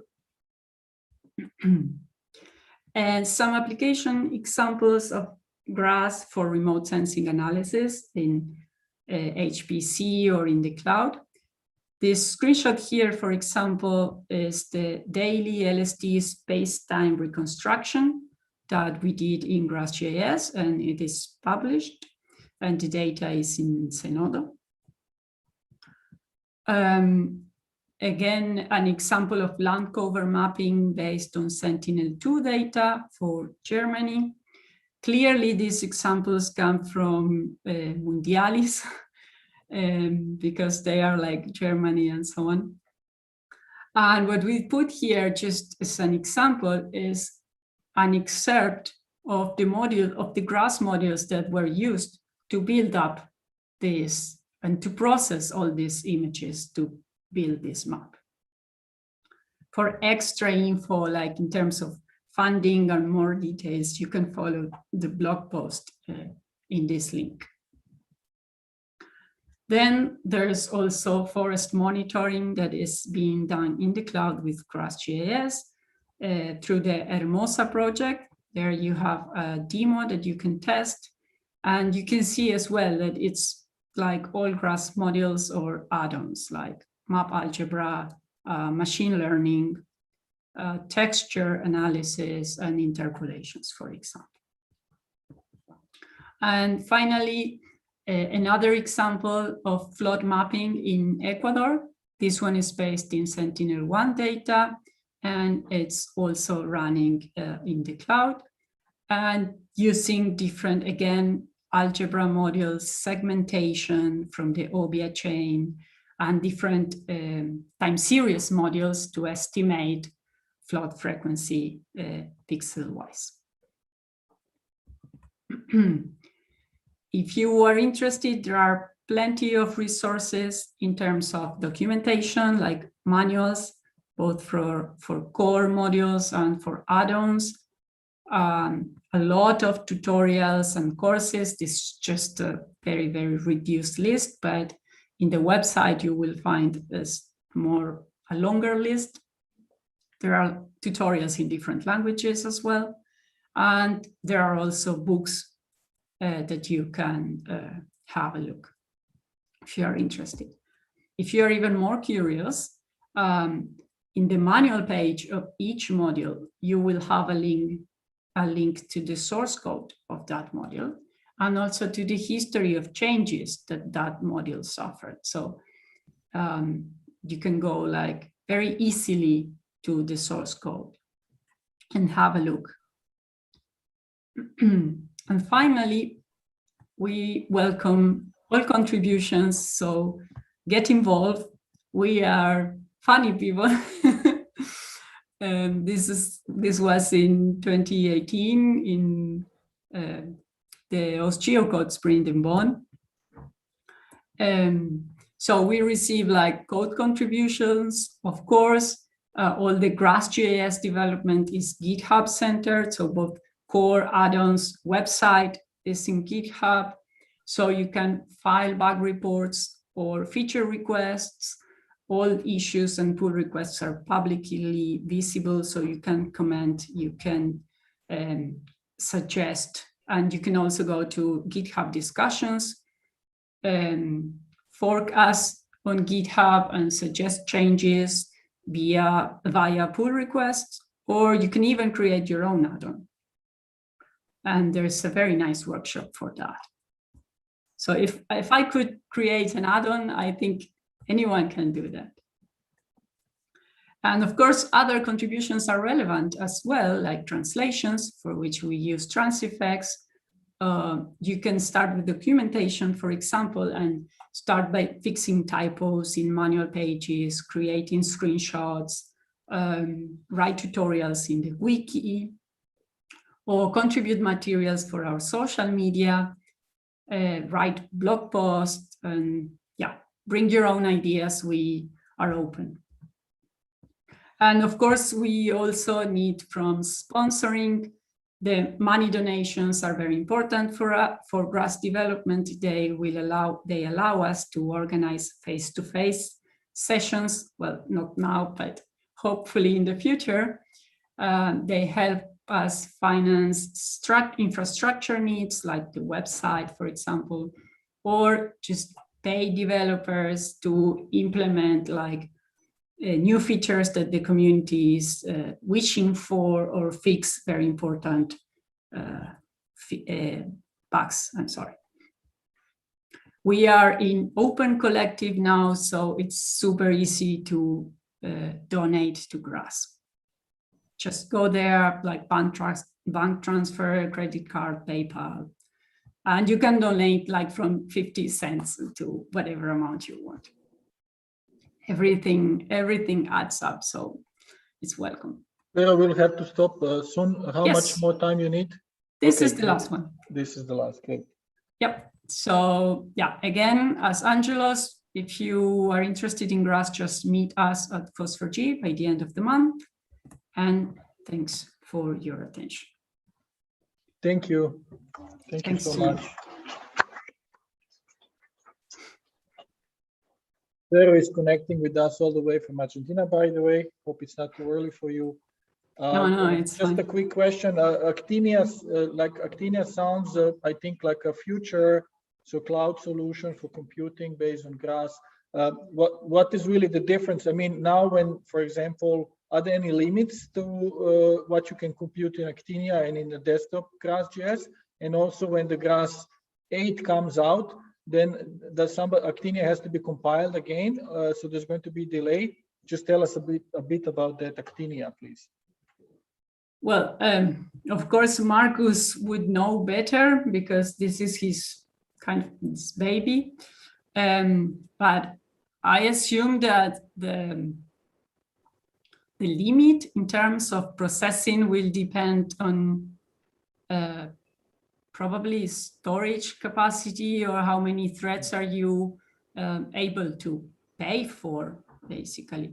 And if you have your own server, if you pay for your own server and storage, you can just deploy Actinia there and use GRASS within Actinia to do all your processings. And the same way, if you have your server or an account in Amazon or Google Cloud. I guess what I'm asking is, are there two separate softwares, or is it just Actinia? It's two separate softwares. Yeah. Yes. Okay. The thing is, Actinia uses GRASS functionality within it. Mm-hmm. But Actinia provides like the link. Okay. Thank you so much. We have to stop. We have to go to the next presenter. We stay in touch. It's the third time we're connecting in the last 7 days. Yes. I believe you now in peace a bit. So thank you so much for all the presentations. Thanks to you. Bye-bye. Bye. Bye-bye.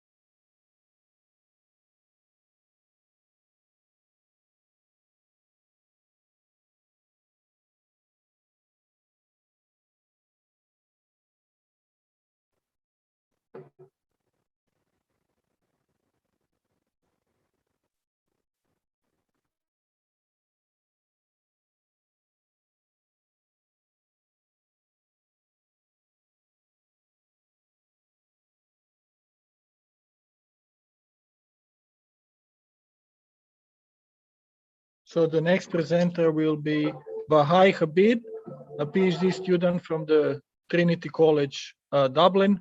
Presentation starting in a second.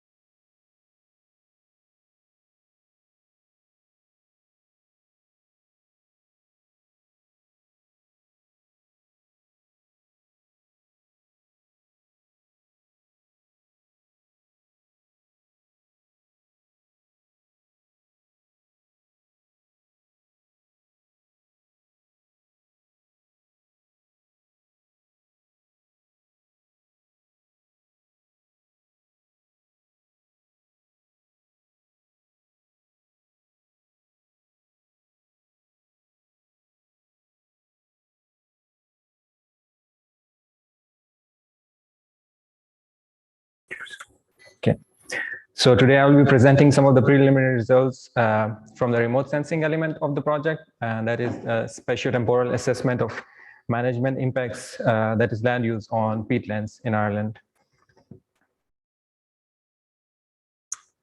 So what are peatlands? Peatlands are a terrestrial wetland ecosystem. They cover approximately 3% of the land area of the globe, and they account for 30% of the soil organic carbon stock. That's twice as much as the forestry in the world. So what peatlands have been affected by the anthropogenic activities for the past few centuries, and with the industrial-based peat extraction, it's been really intensified in the past few decades. So Ireland has a large peatland area as well. It's one of the largest in Europe in terms of the proportion to the land area. So it covers approximately 21% of the land area in Ireland, and it accounts for 50 to 75% of the soil organic carbon stock. But unfortunately, 85% of that peatland has already been degraded to some extent due to anthropogenic activities. So on the map on the left, you can see the peatland extent in Ireland. Basically, there are two main type of peatlands: raised bogs and blanket bogs. So blanket bogs are further divided into two based on the elevation. It's high-level blanket bog and low-level blanket bog. As you can see, this map is trapped over the elevation layer, so you can see the mountainous areas are extensively covered with the blanket bog. So this map was developed in 2009 by Conley and Holden. It's a probability-based map that maps all the peatlands in Ireland, and it's one of the latest map that depicts this extent. So for this study, basically this extent was used to map the anthropogenic activities within these peatlands. So what are the management impacts or the anthropogenic activities on peatlands? As you can see here, there are quite a lot of activities that happens on peatlands. So on the right, on the left, you can see that you have industrial peat extraction, you have domestic peat extraction, and then you have grassland and forestry. So most of the forestry in Ireland is on peatlands, and this is plantation basically. And then agriculture is primarily grasslands. And then you can also see drainage. So drainage is one of the first intervention that happens before all the anthropogenic activities. Peatlands are drained from water, and then basically they are used to use as fuel at industrial scale.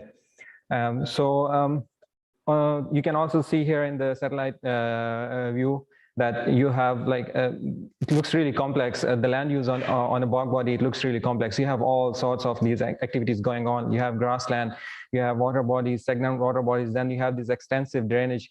The drainage is basically the hotspot for the dissolved organic carbon. That's the fluvial carbon, and it accounts for 50% of the carbon emissions from peatlands. And then you have other activities as well. You have you also have so we also have some of the remnant peatlands. That's basically the peatlands that are not actually functioning. The bog body is already disturbed, but this is whatever left of the original bog body. So it tells you how it used to look before in satellite imagery. So peatlands are not very thoroughly represented in global land cover or land use datasets. Most of the time, you only find one class for peatlands. It's peatlands or mires. But as I mentioned, 80% of the peatlands are degraded, and you can pretty much see that in satellite imagery. So you can, if you can see in satellite imagery as land cover, you can map it as well. But they are not very thoroughly represented. The other problem is in Ireland, we don't have a very high resolution land use or land cover map. So most of the study, they use Korean land cover, which is very low resolution, and peatlands are again underrepresented in that. So for our study, we are developing this extensive land use classification system, land use classification taxonomy. We have multiple hierarchical level.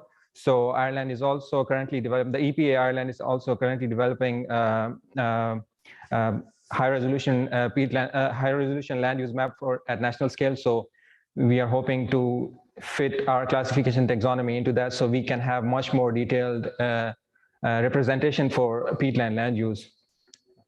So we have multiple levels, and we are using different sensors to map at different scales, using the pros and cons of all these sensors.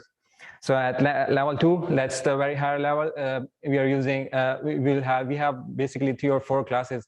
That's peat extraction, agricultural, forestry, artificial services, water bodies, and remnant peatlands. So these are more on theoretical level.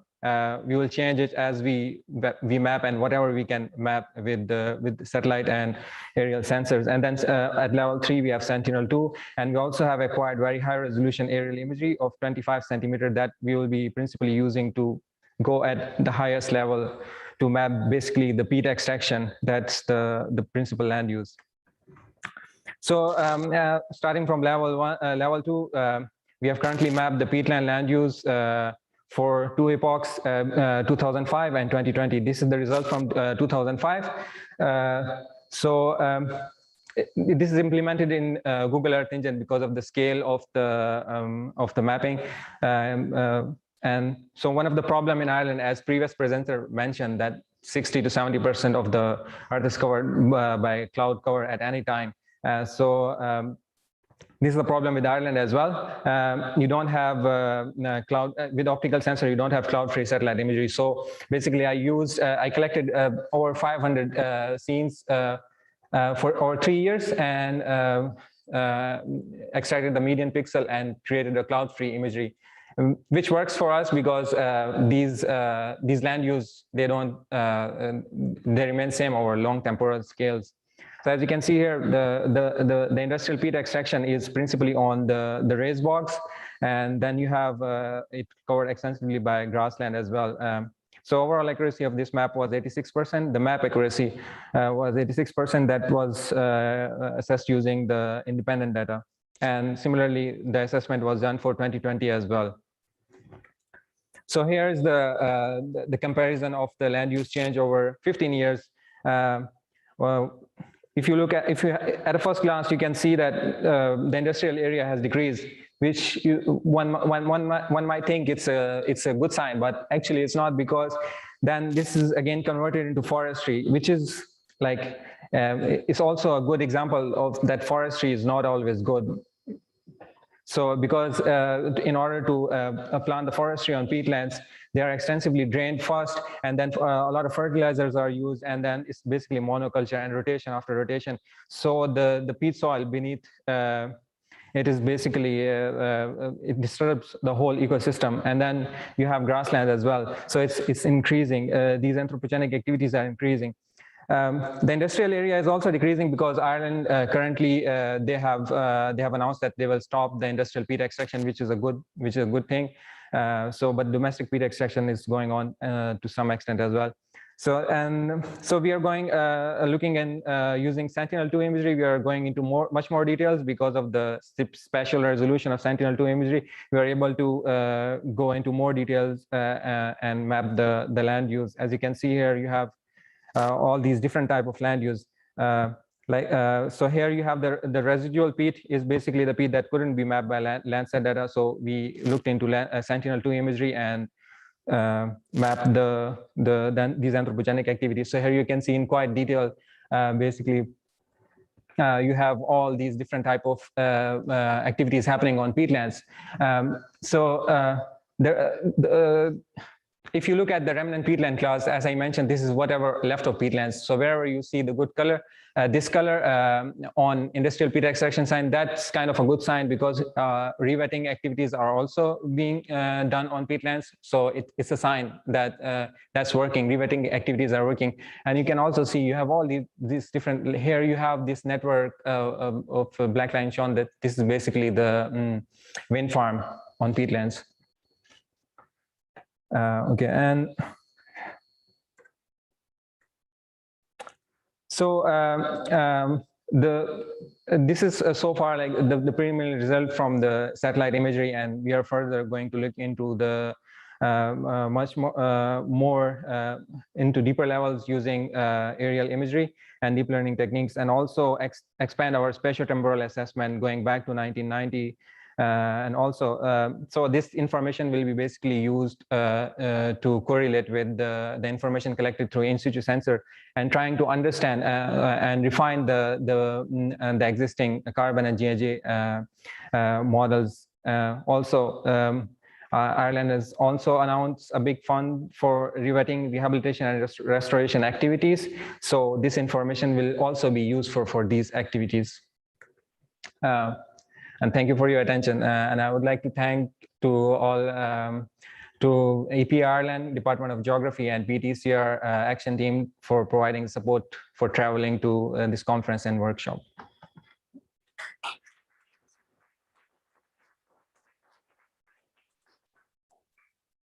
Thank you, Haj. Great talk, super interesting, very relevant talk. Questions?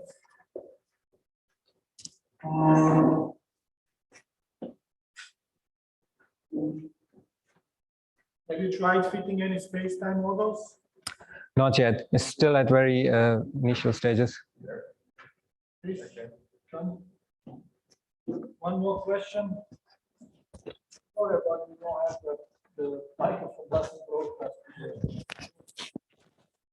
Ask questions online. I think I have to talk this. Yeah. Okay. Okay, yeah, I had a question. You mentioned that many of the peatlands are degraded. So I was wondering if you have a suggestion, like if you want to map this on a European scale or on a world scale, how do we approach this? Yeah, so this is very challenging actually. Peatlands are quite dynamic. My model, the model that I applied, it worked for the raised bogs, but when I took that model and applied to blanket bone, I was not getting the results. At higher level, I was getting for the main 3-4 classes like grassland, forestry, and so it's quite challenging to, you know, take one model from Ireland and apply it to, for example, Germany or Indonesia, where you have peatlands. So that's quite a challenge. So there's more research. Yeah, there's more research. Okay, thank you. Thank you. Last talk. I hope you're not too tired.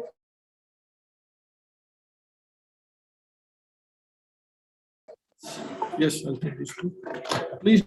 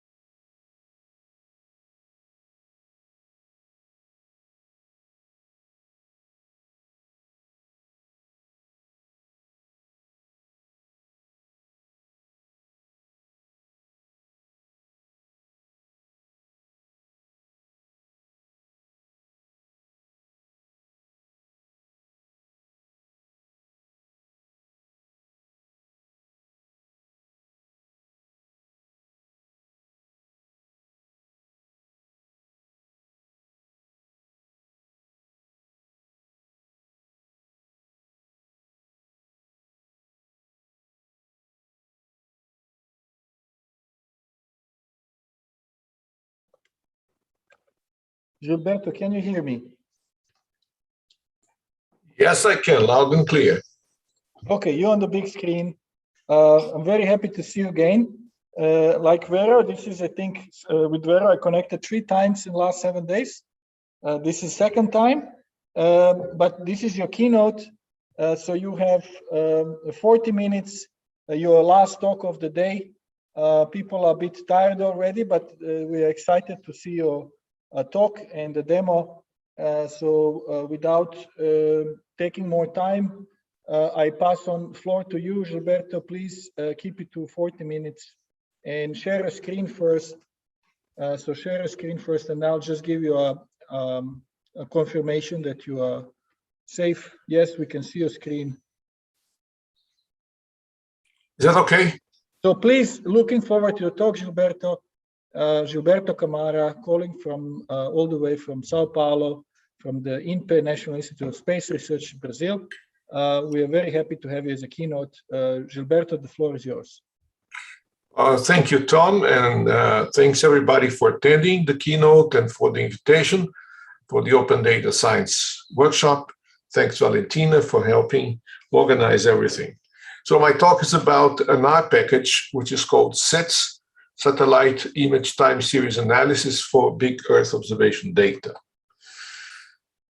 Okay, so next. So I think the previous speakers have stated the goals that we're having now is what I call the zero download model. Instead of downloading all the images to your computer, you would have a lot of cloud platforms storing open data, which is provided by the space agencies. So the challenge now is to how do you actually use that data? How do you get the software results for your purpose? And I'm going to present one option to explore that data sets. What is this challenge? There are multiple challenges here. One is, of course, the data which is in the cloud, the size of the data. But the other meaningful challenge is, of course, that this will not work for let's say, for information and for decision in the countries if the countries are not involved in co-design and co-production. So they are able to produce what I would call socially robust results. So if you're working in Indonesia or Vietnam, Brazil, Colombia, it's much better that if you're a local expert on these countries and are able to produce the maps you want. hence the motivation to do the open source way and open data way. And why are we developing SITs? I mean, how the motivation is empowerment. So in general, what we have is a situation where you have the cloud services being populated more and more with multiple satellites. On the other hand, the experts, they know the field. It's very hard to produce a global map without very extensive field knowledge. So the people who know the field know better. So we need a combination of in situ observations and cloud services and software that can be reusable and shared. Of course, the critical thing here is how do you design an API which is easy to use and achieves the ability of empowerment. And that's the challenge, and not only we, but many others are tackling the challenge for different proposals being gone. Many people ask these questions after in the questions normally you have to give my talk, so I decided to go directly into it. Why not you doing? I think we have nothing against other languages like Python. We are part of a community that likes many things in R. Obviously, the fact it's open source, obviously, the fact it has a lot of statistical packages, very good graphs, a huge community. But for us, one of the key differentials, and of course supports R, is known to have what we call a large, stable, and curated package system. And this is very important because you rely on somebody else's software most of the time. You don't do everything yourself. You don't do a whole package. I mean, our package depends on the work done by many people, some of whom actually have presented at the workshop this week in Wageningen, like Edza Pebersma, like Mario Zappo, many people. So having a curated package system, which is the CRUN system, helps hugely in terms of the developer. So what are we aiming? We are aiming to capture information provided by satellites, which are NIS available, and use all the pixels, use all the data. In other words, our aim is to work with time series of different satellites, but essentially not to throw any point pixel away as long as we can measure things. We do not work in selecting like the best image for near. We try to work for the whole set of time series. And you can see an example here why that is interesting. This is an area in Brazil. This is MODIS data sets. This is the NDVI. For those of you who are not so familiar, the NDVI is a vegetation index. The higher, the greener the place, I mean, in general. And what we see are 3 places, and we look through their time temporal evolution. The top pixel has a signal which wiggles, goes up and down every year. This is a typical signal of agriculture.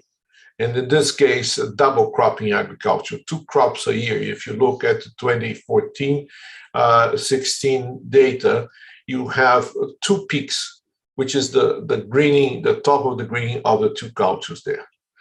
Then you have data in forest, and you have some wiggles here with that noise, but mostly it is a place that has been green all the time for this 20 years, 16 years.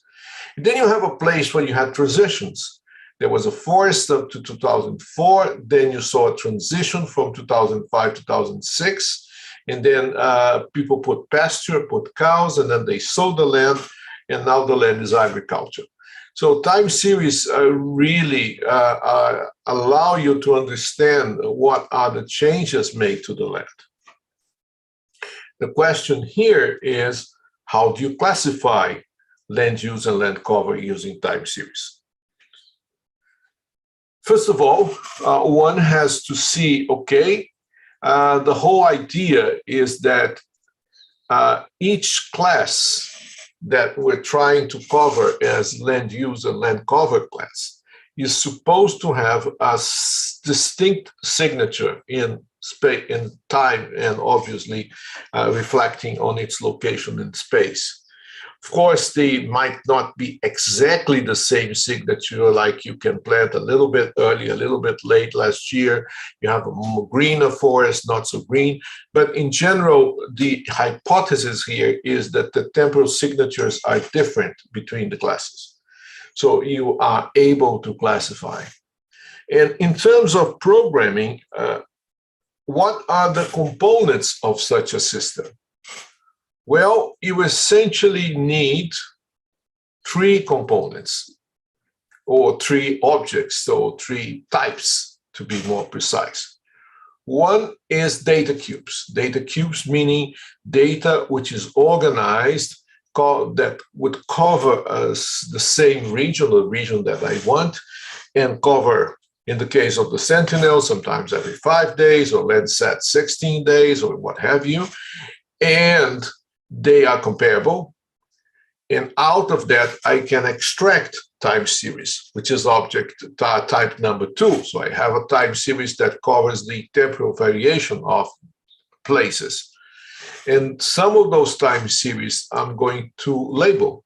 I'm going to tell, well, this is agriculture, this is forest, this is pasture, this is deforestation, this is, planted forest.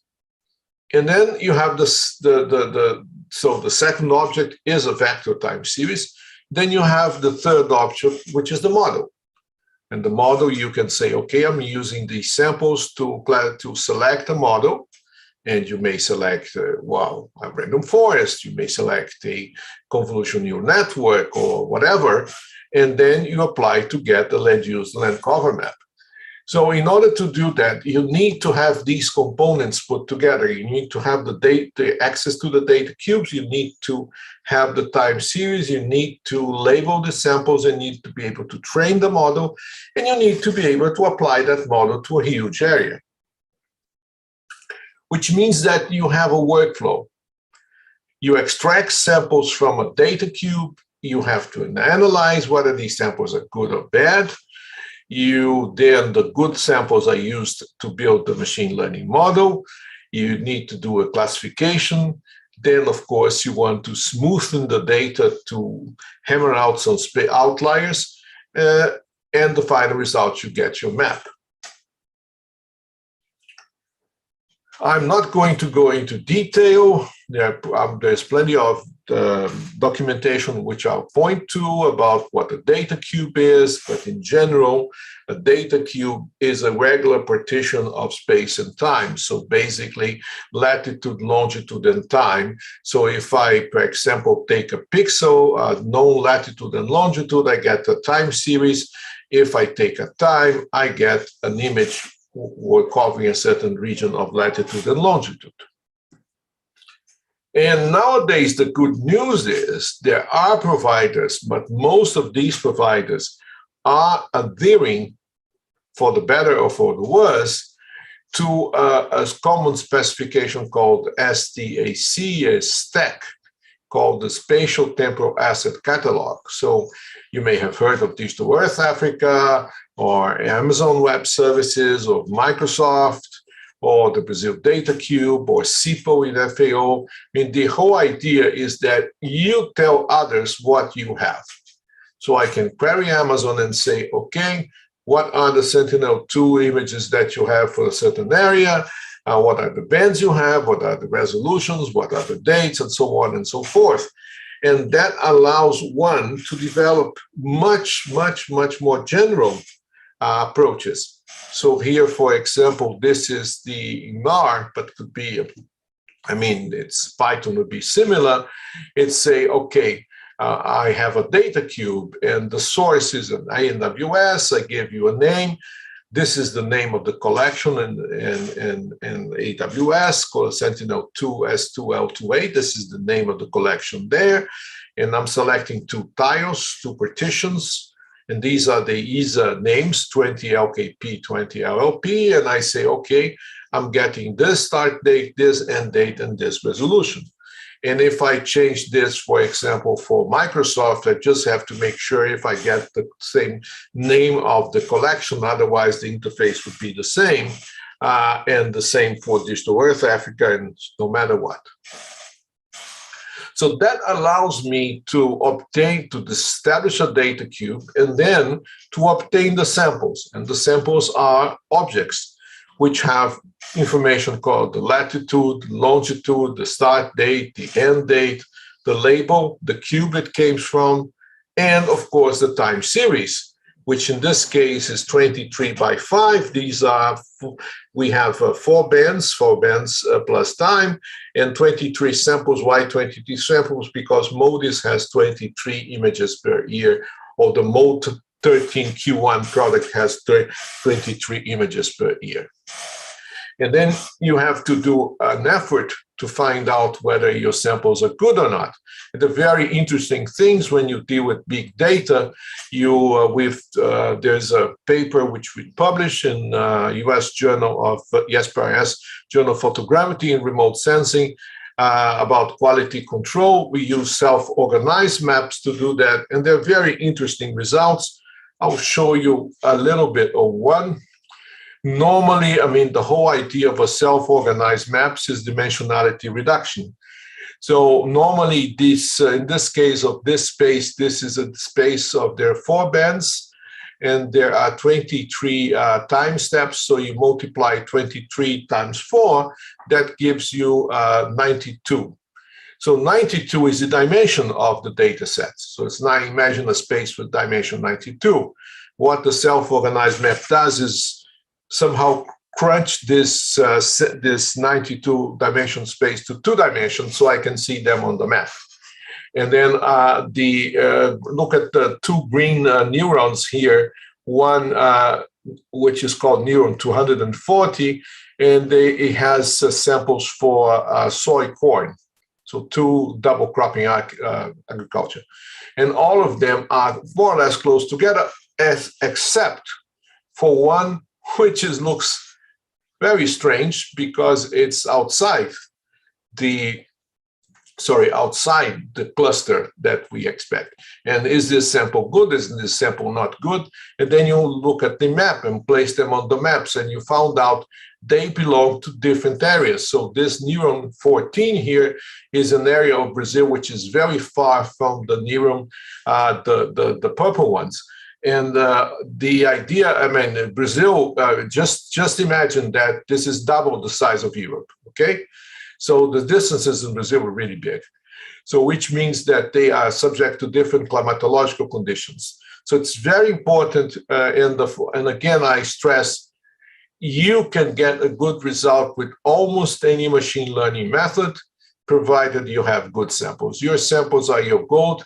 And the people who know how to get the samples are the people who know the field. Okay.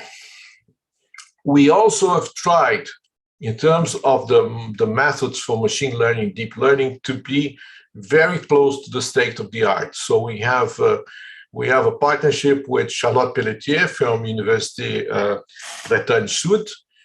She has published a very important paper about temporal convolution neural networks for satellite time series. And there are other papers for deep learning for time series. And we try to have all these models. But note the interface. A user doesn't have to know doesn't have to write a Python TensorFlow code to do that.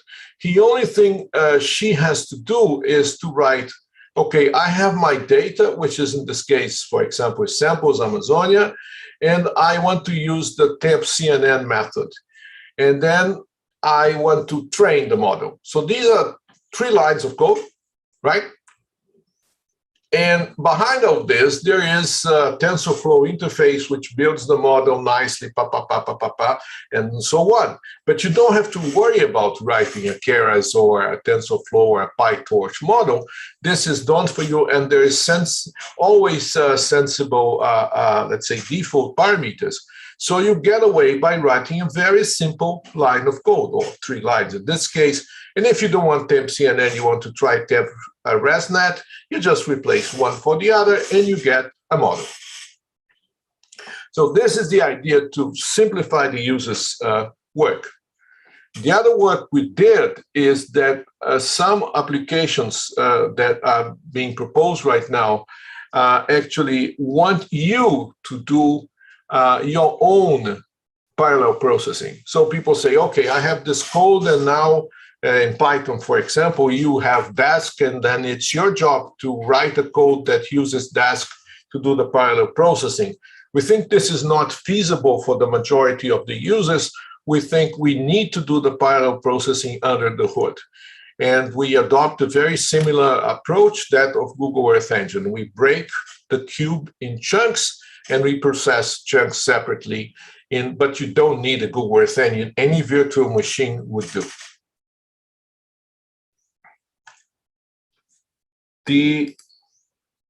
Not going to detail, the book has the details, but essentially we use some Bayesian smoothing for processing to smoothen out the problems. It gives very good results. Details are on the book.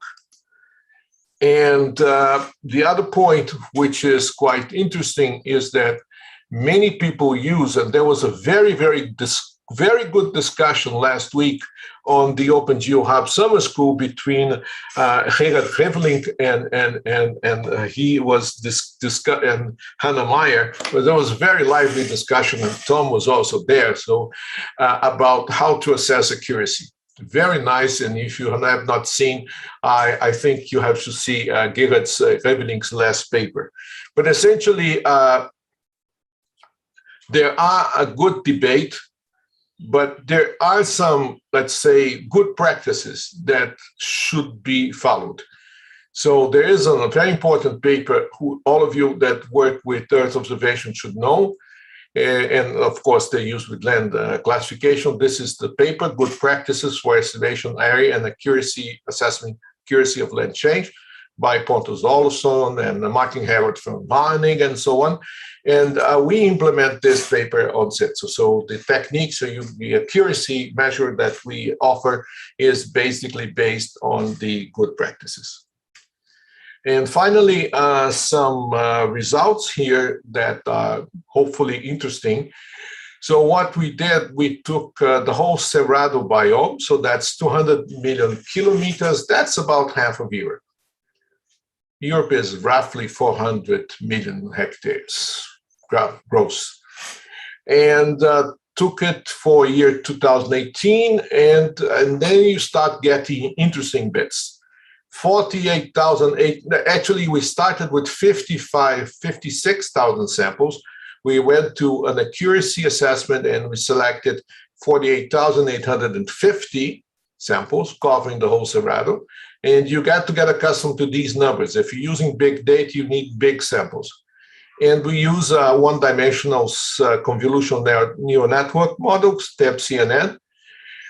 Basically, it was a Landsat 8 16-day time series. There were 8 terabytes processed in 24 hours in a reasonable machine. And there were 10 classes, 86% accuracy. If you're interested, it took 3 hours to train, 24 hours to process, and 86% accuracy for 10 classes. And this is accuracy, not validation. This is accuracy according to the good practices. And now, if even those who don't know R hopefully can follow the code, here you have, this is the whole code that classifies 200 million hectares. So essentially, the first line of code, the first comment says, create me a data cube based on the Brazilian data cube.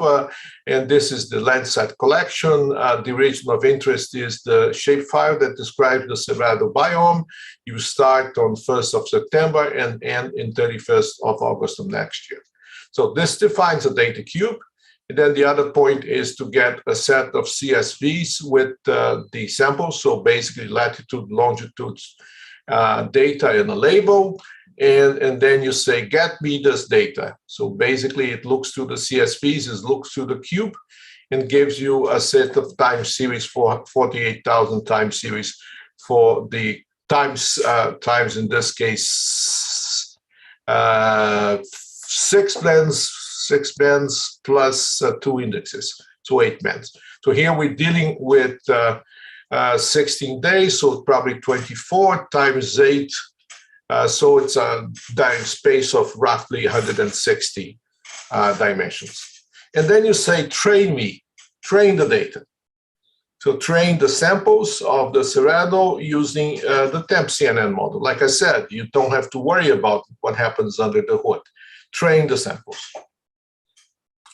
And then, okay, this takes 3 hours, and then you say, classify the data cube. Okay, classify the data cube. What is the data? Is this my cube, and what is the model? Oh, it's the model I trained. So this is that simple. You write this and you get it. And then you compute the Bayesian smoothing. Basically, you get the probabilities for each class. So you don't get one label, you get 10 probability maps, and then you do the smoothing, and then you label the classification. So count with me: 1, 2, 3, 4, 5, 6. In 6 comments, simple to learn. You classify 200 million hectares.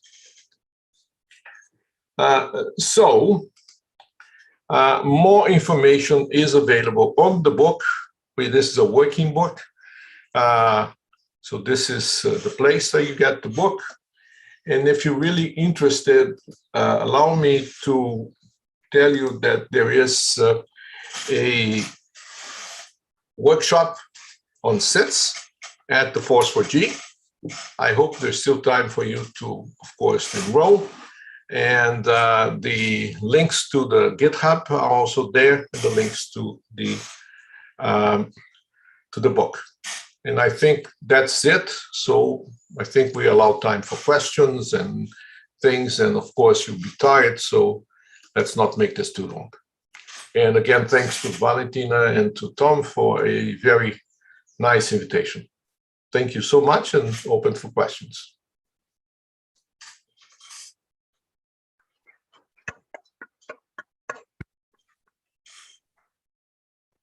Thank you, Gilberto. Yes, this is really impressive. The 24 hours, 6 lines of code, and map 200 million hectares at 30 meters, right?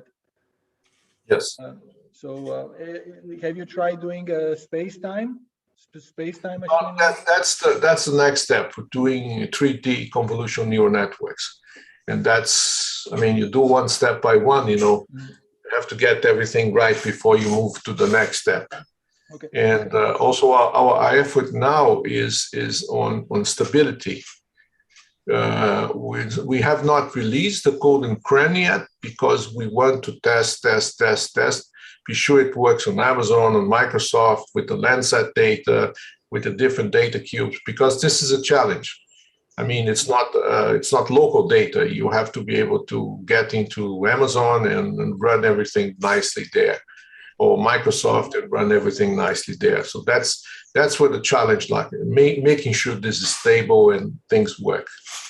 And this is the thing that doesn't come in your paper, right? This example you show, this is run on Amazon. So you say no download, zero download. You just upload everything. You upload, you start an instance, and off you go. This is actually run on the Brazil data cube, but on a machine on the Brazil data cube. But it could. Okay. So not on Amazon. This is on Brazilian infrastructure. Yeah, Brazilian infrastructure, because it's in Brazil. But you could run a simple another example in Amazon. So, but of course, we are making sure that it works, and there are problems of locality. This is one of the issues that it's hard. You make sure that you are logged into the machine closest to the data. Otherwise, this slows your time, and also you pay more money because of what they call data egress. Okay. Questions from the audience? Yes, there's one question. You can just say question. I'll repeat. It's fine.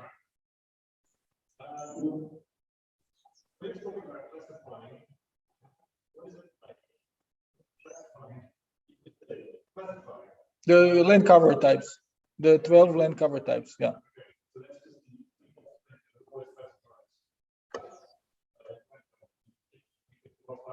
Yeah, there's a question about SITS. so you showed the example of training and predicting for classification for land cover. Can you also do regression? What can you do? What are the options? For training, yes, well, and for modeling, can you do regression models? Can you do ensemble models? No, we cannot do ensemble models at this time. We worked more on random.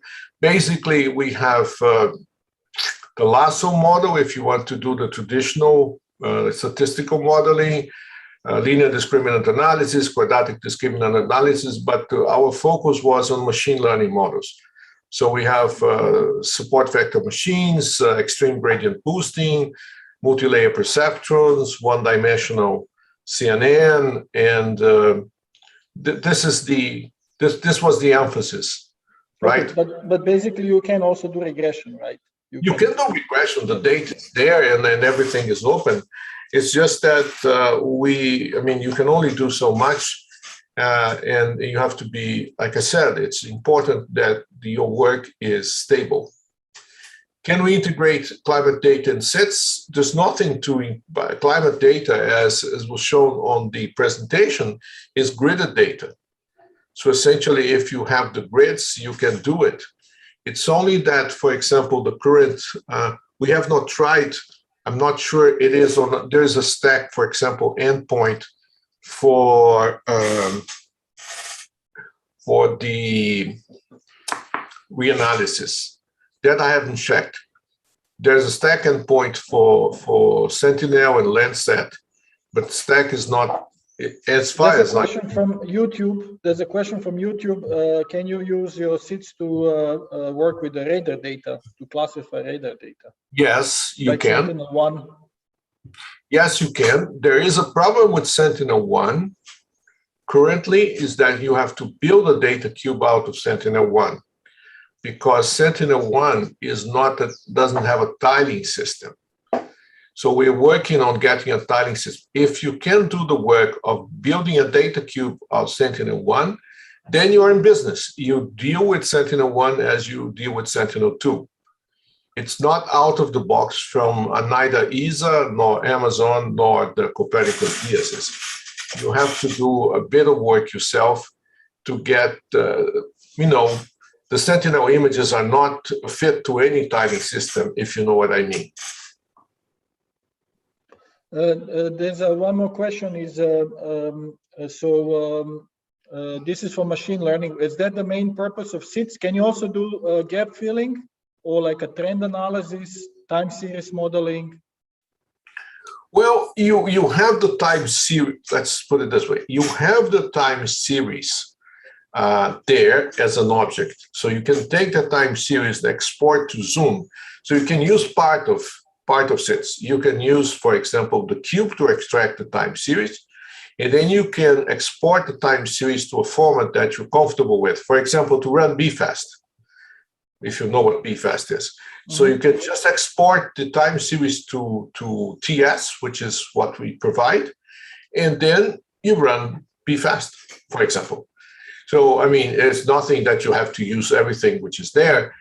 We didn't do BFAST because there's no sense in redoing something that already exists.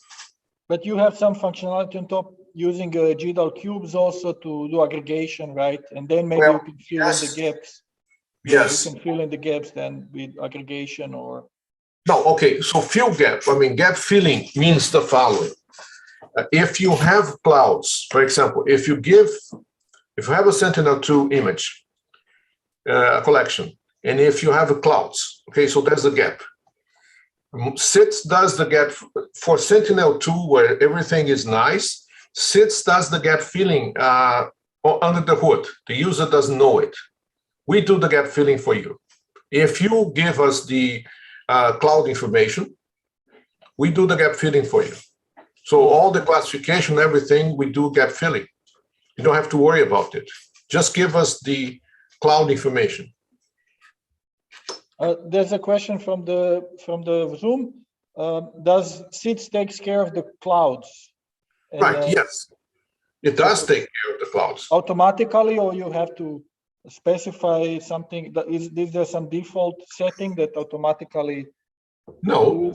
No. Okay, you We have to assume the specify. following. If Maybe if, show us that code, these 6 lines of code. Let's see where the clouds. no, it's if I do the following, let me see. If I yes, I can show you the 6 line of code, but for example, where am I? And let me share the screen before I do. So let me just get in, where am I? 1 second, please. Now that since you asked, okay, sign into the console. It's okay if you just see that the 6 No, lines. I'm going to show you. It is that you specify, you write a code. Come on.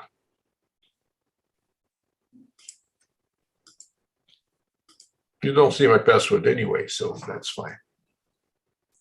So essentially, I'm now in Amazon.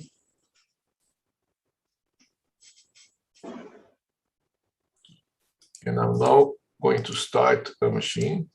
Oh, come on. Takes 30 seconds if you have the patience. I think we still have 30 seconds. And it's pending. Oops. Running. So now.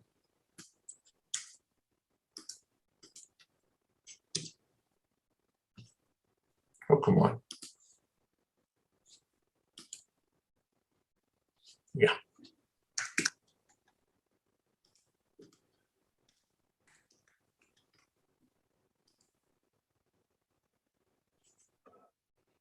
Right. Good. Going on Amazon. So, okay, so give you an example. That's the same code you showed in the slides. The Well, very similar lane cover or something else. I showed in the slides. That you cannot see. Too fast. Essentially, the following. If you now, yeah, okay. So you can see here, I hope you can see, I can make it bigger. Simple example, not going into detail. So you say, I want this is a Sentinel collection, right? And then you say which the tiles, and then you say I want band 02, band 03, and the cloud band. You see LCL, which is the cloud band, yes. And then here it irregularizes. If you give the cloud band, SITS will then use the information on the cloud band to fill the gaps. You don't have to do anything else here. SITS get data, SITS train, SITS classify, everything. It's the same code. A CNN model, SITS train, SITS classify. There's nothing. It just knows that there is a cloud. Okay. So the comments are the same. We try to be as transparent to the user as you can. So if you give me the cloud information, I'm going to do under the hood all which is necessary to fill the gaps. Okay, thank you. That was just the one question popped up. So I think we're done with the questions. Let me just see. Yes, we're done with the questions, and I think we're getting a bit tired. It's been a long day for us. Yes. Yeah, I would like to thank you one more time. Gilberto, thank you so much for this keynote. We're very sorry you couldn't come, but hopefully next year times will change, and we look forward to collaborating with you. And good luck. I look forward to being in Wageningen. This time I couldn't, but Tom, it's been a wonderful experience, and thanks everybody for taking part. And please connect with us if you have the time and interest. Sure. Thank you so much. We stay in touch. Please follow the other lectures. They will be also on YouTube. So if you maybe it's too early, you can follow in the afternoon, your morning or afternoon. So please follow. You can still also ask questions and participate. Thank you so much. Bye-bye. Bye-bye. Obrigado. Obrigado. Bye-bye.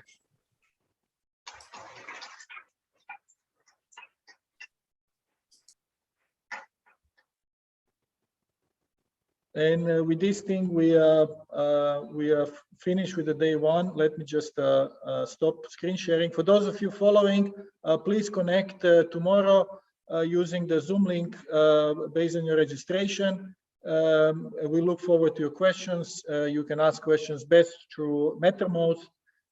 If MetaMost doesn't work, then send the question through the Zoom chat.